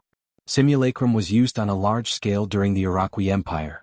Because the great arcanists had too many things to deal with, their original body couldn't spare time. Therefore, they began to study Simulacrum in depth and applied it in many aspects, including some temporary projection spells. This was actually the domain of the gods because the avatars of the gods had similar abilities. They also retained part of the original body's power and could use the original body's spells. During the Arcane Empire, the great arcanists who focused on research basically used Simulacrum to deal with many things. You might see a great arcanist temporarily teaching a class in the academy, but in fact his original body was still working in a laboratory. Those who could become arcanists were all people with outstanding intelligence. At the very least, they had the potential to become excellent scientists. The calculation and processing ability of the brain was amazing, and the speed of mental calculation was faster than other people using computers. This was the key to whether one could master Simulacrum or not. If the calculation ability of the brain, controlling both the original body and the avatar, things would become messy. Soren definitely had the ability to create avatars. But to use this kind of ability from the perspective of a god, the price to pay was too high. The avatar was already. Unlike the avatar created by Soren, the avatar created by Simulacrum was temporary, which meant that it would only take effect for the duration of the spell. When the spell's duration was up, the avatar would automatically disappear. The avatar crisis broke out. The things that Soren needed to deal with also increased on a large scale. Simulacrum was not only an advantage for him in battle, but it could also help him solve a lot of problems. Some of them were not so important that he needed to deal with them personally, but he couldn't completely ignore them. At this time, Simulacrum was much easier. Soren directly cast a spell to create an avatar to deal with the problem. After dealing with the problem, the avatar would automatically disappear. Simulacrum created a temporary body, and the control was still the responsibility of the original body's consciousness. Note: the avatar created by Simulacrum has the strength equivalent to 50% of the original body's slaughter EXP. That is to say, the avatar created by Simulacrum has the same level as the original body's slaughter EXP. The higher the level of a wizard, the more slaughter EXP they need, and the more slaughter EXP they will have with Simulacrum. If a wizard above level 30 uses Simulacrum, then 50% of the slaughter EXP would be enough to create an avatar with the level of a wizard close to level 20. Under the night sky, Soren sat by the campfire and carefully interpreted the bone mask in front of him. There were countless extremely small spell circuits engraved on it. This was a supreme magic skill that was very difficult to master in this era. To enchant a level 8 spell on a piece of equipment, the number of basic skills needed to do this was a little too high. The spell circuits formed by Simulacrum were more complicated than any spell that Soren had seen so far. Even legendary spells didn't have so many spell circuits. If simply using the amount of data, the number of spell circuits needed to form a level 8 Simulacrum spell was about twice that of a legendary spell. However, Soren also had his own advantages. He was a god. This not only meant that his ability to understand was far beyond the understanding of mortals, but it also meant that he had mastered and used avatars. The avatar of a god was a natural ability. Under normal circumstances, Soren could automatically master the avatar ability in his divine form. When he needed to deal with material matters in his divine kingdom, he could create an avatar that had about 80% of his original power. If he finished dealing with the matter, the avatar could directly disappear. Soren was now trying to use his natural ability to decipher the Simulacrum spell in front of him. The great arcanists had always been studying the power of gods, and because of this they were feared by the gods. Although Soren hadn't fully understood the structure of Simulacrum, he could feel that this spell already involved the realm of gods. The purpose of this spell was to simulate the avatar ability of gods. To simulate the power of gods from a mortal's point of view. Soren studied it for a whole night. The more he studied, the more he was amazed by the wisdom of the great arcanists. It was like an ordinary scientist looking up to a scientist at the level of Einstein. The wisdom of these great arcanists was simply amazing. Even from the perspective of gods, Soren couldn't deny that these great arcanists were even better than gods in some areas. Looks like I still need Gloria's help. The sky was already bright. Soren put away the mask in his hand. There were too many complicated spell circuits on it, and it was impossible for him to decipher it in a short period of time by himself. Gloria and the Fallen Witch had to work together to help. Otherwise, who knew how long it would take Soren to decipher this spell?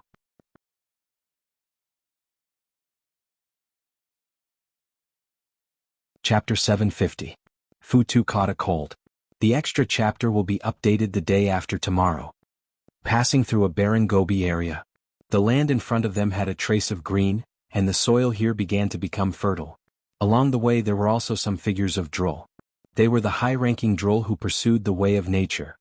Because the father of the oak chose to sacrifice himself to save the natural environment at the cost of his own great divine power, every year there would be some Droll who were about to enter the realm of legends coming to the Eastern Kingdom to travel. The Eastern Kingdom was deeply influenced by the way of nature. So many times you would meet some legendary professions in the Eastern Kingdom who pursued the ancient unity of nature. Among these legendary professions, some were ordinary people who were inspired by the divine power left behind by the father of the oak. They pursued the balance between nature and humans. Many people with lofty ideals tried to save the land affected and destroyed by the desert of death, to gradually restore the damaged natural environment of the Eastern Kingdom. The collision of civilizations formed a new extension. On the other side of the continent, the Droll Order did not see eye to eye with many organizations, thinking that they were endlessly plundering natural resources, destroying the environment and balance of nature. However, in the Eastern Kingdom where the natural environment had been severely damaged, the relationship between the droll and the monks was quite harmonious. The way of nature, pursued by the droll, and the unity of nature, pursued by the monks were very similar. Both belonged to professions that pursued the spiritual over the material. Passing through the Gobi area was a stretch of oak forest that stretched for dozens of miles. Every tree here was artificially planted.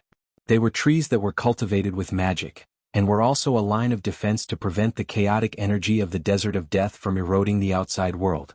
A long time ago, after the great destruction of the Arcane Empire, the droll who came out from the damaged material plane began to travel the world. These droll left footprints all over the world, trying their best to repair and eliminate the damage to the material plane caused by the fall of the Arcane Empire. At that time, it had been hundreds of years since the destruction of the Arcane Empire. This period of time was a dark period for all races in the material plane, because the sky of the material plane was gray for decades. It wasn't until Father Oak's divine power rose into the sky that the dust that covered the sky all year round finally disappeared. This part was recorded in Droll's canon. Father Oak exhausted all of his power and sought help from the four main elemental gods and the god of light. Finally, after a long time, the entire sky returned to light. Note, Nature Canon Volume 6. Back then, the first legendary droll to travel to the Eastern Kingdoms had passed through the Desert of Death. At that time, the Gobi region had yet to take shape. The Gobi that Soren had passed through was still a violent desert of death.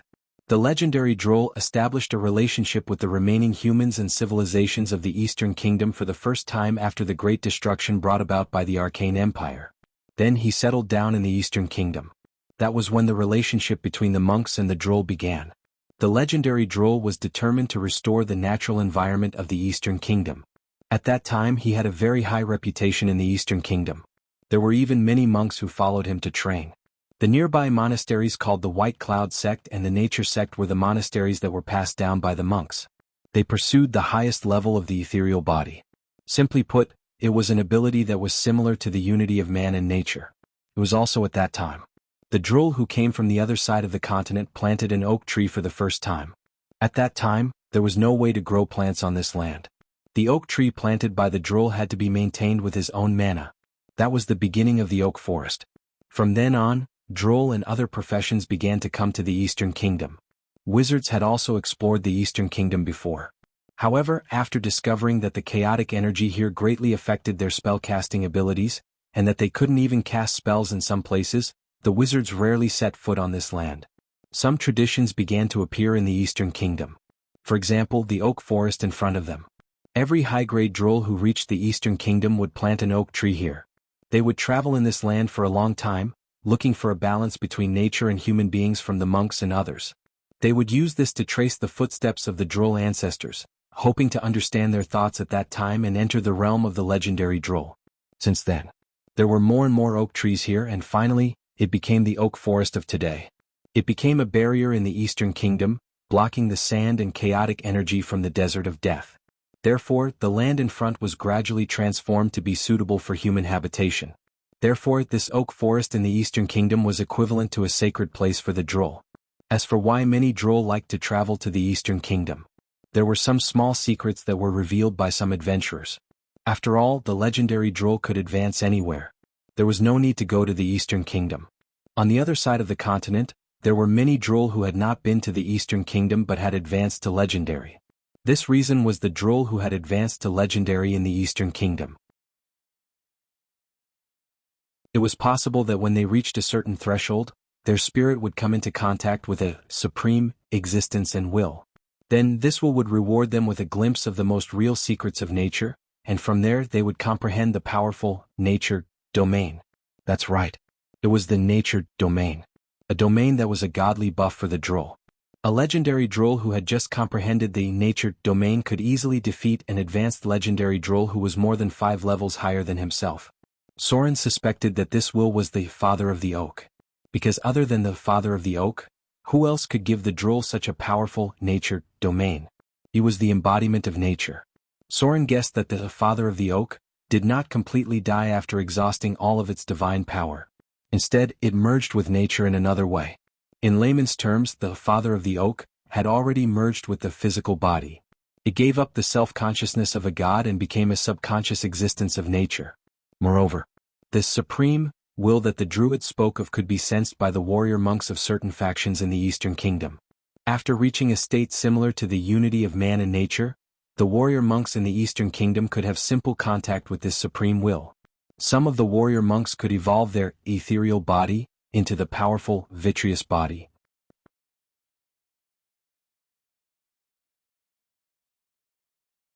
Chapter 751. There was a wide road outside the oak forest. There were some simple huts along the way and some plants with magic power were planted nearby. These were the Droll who lived in seclusion nearby. Many of the Droll who traveled to the Eastern Kingdom would choose to live in this oak forest for a while.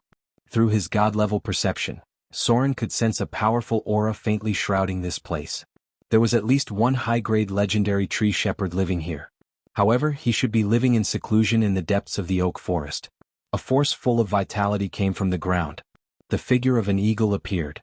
The eagle circled in the sky and landed, and in the blink of an eye, it turned into an elven Droll wearing an animal skin coat.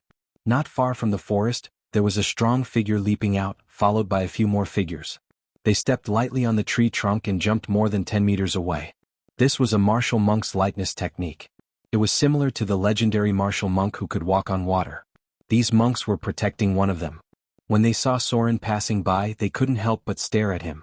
After making sure that he was just a passing professional, they carefully protected the person behind them and entered the Droll's house. The one in the middle of the monks was a young boy.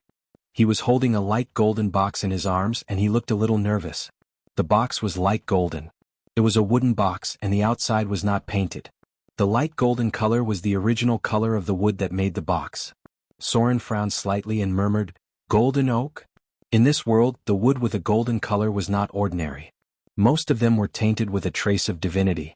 The golden oak was a sacred object to the Droll, and it was a tree that contained great power.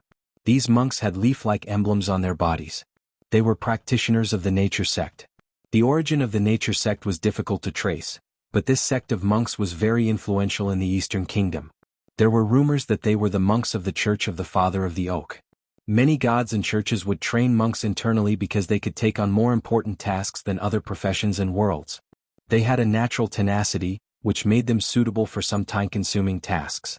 Soren knew that the box made of golden oak was definitely something special, but he didn't want to pry too much into it. He was only here to travel, so it was better not to get involved. About a few minutes later, 3 tall elf Droll walked out. They were different from the Droll who had turned into an eagle in the sky. These Droll were all wearing clothes woven from leaves. Their hair was very exuberant, looking like the roots of trees. They glanced at Soren and frowned. Then they walked into Droll's room. This was a tree shepherd. Droll, who had undergone a special class advancement, could control all the plants in nature. In the forest domain, no one of the same class could defeat them. The tree shepherds were born with its plant domain. So many Droll and monks have gathered. Something must have happened. Soren thought, but he still continued to move forward. According to the information he received, the latest news about the divine artifact was in a valley in front of him. There was a big scuffle there, and the person who took the divine artifact was nowhere to be found. Passing through the lush oak forest, Soren quickly approached the location of the valley. Before he got close to the valley, he found many traces of fighting with his superb tracking ability. There were hundreds of people fighting for the divine artifact. But it was not surprising. After all, it was a divine artifact. Even if he couldn't use it himself, he could still sell it for a fortune. The further he went, the more traces of fighting there were. Gradually, blood began to appear on the ground. The inside of the valley was not big, and there was a small artificial lake in the middle. Soren just arrived here and found that there were other people nearby. It seemed that they were also fighting for or looking for clues about the divine artifact. Tracking domain. Soren found a secluded corner and activated his tracking domain. As his divine power was consumed, some incomplete images began to appear in front of his eyes. They were all images formed by the traces in the valley. Gods had the ability to trace back time. If someone said the name of a god in their peak state, the god could use their divine power to know what happened in the past 24 hours. The power of the Grim Reaper was even stronger. As long as it was a place where someone died, they could see the scene of death. Not sure if it was part of the power of the death domain, Soren found that his tracking domain had been strengthened. What he saw was not just the traces left behind by fighting. All the traces related to death were combined by the tracking domain. What Soren saw in front of his eyes were the blurry images of many people before they died. For example, the traces on the left side were formed by a human whose chest was completely caved in. He was hit by something with great force, and his armor was instantly shattered. His whole body flew upside down and dragged a 3-meter-long trace on the ground. The images that Soren saw were all similar images. When all the images were combined together, it was someone holding a divine artifact and killing everyone. From Soren's point of view, the end of anyone who saw it was death. The traces that could form after images were all of the dead people. I didn't expect that the tracking domain could be combined with other domain powers. I really know too little about the gods. For the first time, Soren found that the domain could be used in this way. No wonder the other gods like to improve their domain powers. All the traces pointed to the other end. The guy with the divine artifact should be a legendary profession. He was surrounded by hundreds of people, rushed out from the north of the valley and then disappeared. However, for Soren, who had the tracking domain, this was not a problem at all because he had already locked onto the target's traces. With its tracking domain, Soren could determine the direction of the target's escape. It was only a matter of time before Soren caught up with the guy who took the divine artifact. It should be this way. Soren immediately set off for the north, but at this time the demon avatar suddenly saw some pictures. Soren immediately tried his best to transfer to the demon avatar's side, and then found that the pugilist girl who signed a contract with his demon avatar last time was actually nearby. Her position was in the north, and at this moment she was moving with a group of monks. She was also moving in the direction that Soren was tracking. It was a soul contract without reservation.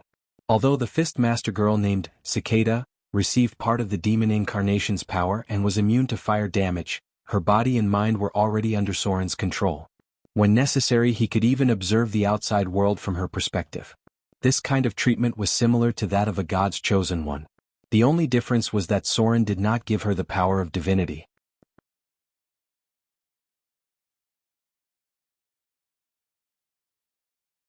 Chapter 752. The surrounding scenery flew by quickly. Soren hurried along the traces of the clergy. Along the way he encountered several places where battles had taken place, and he also saw some broken remnants. After such exploration, Soren also had a general understanding of the ability of his clergy after fusion. This should be a clergy ability similar to Death Replay. The god of death could directly notice any traces of death, but Soren could not do such a thing. The death he saw had to be judged with the assistance of the tracking clergy. The tracking clergy combined with a part of the power of the death domain, so he could see the moment before death through the combination of traces. Is this the ability of a god? I have been a god for so long, and now I have really touched the threshold of a god. The half-elf and rogue clergies were passive clergies. Neither of them actively increased Soren's ability by much. The tracking clergy he obtained from the god of the hunt, Malor, could barely be considered a combat clergy. Because of the changes brought by the death domain, Soren was full of curiosity about the powerful death clergy. On the other side, hundreds of kilometers away from Soren, there was a team of people moving. The leader was a legendary monk. There were many members in this team, but most of them were dressed like monks. There were only a necromancer and a puppeteer. Unlike the puppeteer Soren had seen before, this puppeteer controlled a large wooden puppet, and its strength seemed to be relatively ordinary. Next to him was the young girl Cicada, who was dressed in a tight suit. At this moment, the puppeteer looked like he wanted to please her, as if he wanted to gain the girl's favor. However, Cicada did not have a good impression of the puppeteer who was constantly trying to please her.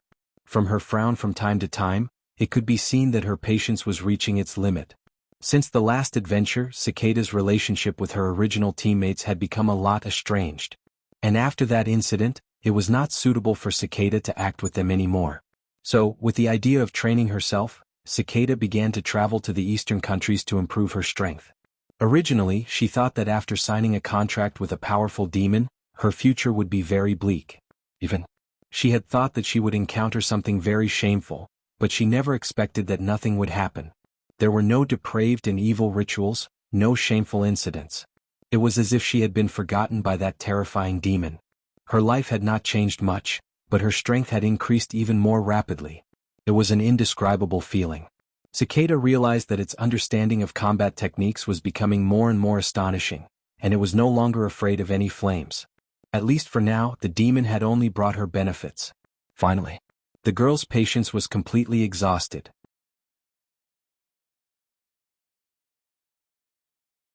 She turned her head to glare at the puppet master beside her and snorted coldly. "Shut up. The enemy we're facing this time is very dangerous. You should focus more on how to deal with the upcoming battle." The puppet master was speechless. He had originally planned to take out a few gadgets to please the girl, but he also quietly put them away. Behind him, his companions snickered. Because of her beautiful face and tall figure, Cicada had received a lot of attention when she first joined the team. The puppet master also wished that he could stick to her side all the time. However, this girl who had advanced into a fist master did not seem to be easy to get along with. Her attitude towards others was also very cold. This operation was arranged by the White Cloud sect. The appearance of the divine artifact had caused a lot of trouble, so the White Cloud sect had sent people to seal this divine artifact. Monks rarely used weapons, and it was not the first time that the White Cloud sect had sealed a divine artifact. The famous divine artifact Exile of the Eastern countries had been sealed by the White Cloud sect. According to the White Cloud sect, this divine artifact that had appeared was very evil. It had a murderous aura, and ordinary people would be easily affected if they held it. Such a divine artifact should not be carried around by people, and should be sealed by them directly. However, all fist masters maintained a close relationship with the monastic sect. As an advanced fist master, Cicada was an orphan born in the monastic sect. Although she did not have as many commandments as the monks, she still had a lot of connections with the White Cloud sect. Some of the fist master's abilities had been trained by the White Cloud sect. The other reason why Cicada decided to help was that she wanted to master the legendary Moon Overcast style. The White Cloud sect was one of the strongest monastic sects in the Eastern countries. Within the White Cloud sect, there were special techniques to cultivate the Moon Overcast style, Hard to See, and Shadow Trace. The martial monk sect was nothing more than skillful and fierce. As an advanced fist master, Cicada could not cultivate the diamond body as a woman, so she walked the path of the ethereal body. This way she could only choose between the Sun Overcast style and the Moon Overcast style. Unless she had a fortuitous encounter that allowed her to advance by leaps and bounds, only those with extraordinary talent could master the Sun Overcast style and Moon Overcast style at the same time. Cicada's goal was to build a good relationship with the White Cloud sect in hopes of entering the White Cloud sect to cultivate more deeply. Actually, the best place to cultivate the ethereal body was the nature sect. However, the martial monks of this sect only had a good relationship with the droll. Their relationship with the outside world was similar to the droll cult on the other side of the continent. It was hard to deal with. The group moved forward very quickly. This group already had people secretly following the guy with the divine weapon. They only needed to follow the traces left behind. However, for some reason Cicada felt like she was being spied on. Moreover, this feeling was getting stronger and stronger. She had a feeling that something was about to happen. It was harder for martial monks to cultivate than other professions. This was because martial monks needed a lot of strength to use the penetrating force and the penetrating shock palm. They also needed enough agility to master the shadow step and the lightness technique. If one's physique was not enough, it would be very difficult to cultivate the ethereal body and diamond body. However, the most important attribute of a martial monk was the ability to sense. This was the key to determining whether a martial monk was strong enough. Instinctive dodging in battle was the core of a martial monk's ability to survive without wearing armor. The stronger the perception, the more amazing the martial monk's instinctive dodging would be. It would be better than other professions who mastered instinctive dodging. Cicada was the kind of girl who was born with outstanding perception. If she did not have this sixth sense, she would not have been able to advance to a fist master as an orphan. It was because the main attribute was perception that martial monks had a good relationship with the droll and the priest. The priest sensed the gods, the droll sensed nature, and the martial monk's perception was more used to understand their own body. The main attribute of these three professions was perception. Cicada was the kind of girl who was born with sixth sense. Otherwise, she would not have been able to cultivate to her current strength. It was because of the perception of the martial monk's own body that they could cultivate all kinds of supernatural abilities that were not spells. For example, covert force, penetrating force, lightness technique, and so on. The greatest difference between a warrior and a monk was the ability to sense the potential within one's own body, even though they were both training and cultivating the body. The combination of the two. The cultivation method of the Sword Saint was born. Note, the martial monk's main attribute is perception. Other important attributes include strength, agility, and physique. Like the paladins, they belong to the ranks of professions with high requirements. You're tuning in to the Han Li's Wuxia Chronicles YouTube channel. We're so grateful for your support, and don't forget to subscribe to join us on this incredible journey through captivating stories. Your generosity through donations truly makes a world of difference, as it's the primary source of revenue that allows me to expand and enhance this channel for you. Thank you from the bottom of my heart for being a part of this adventure.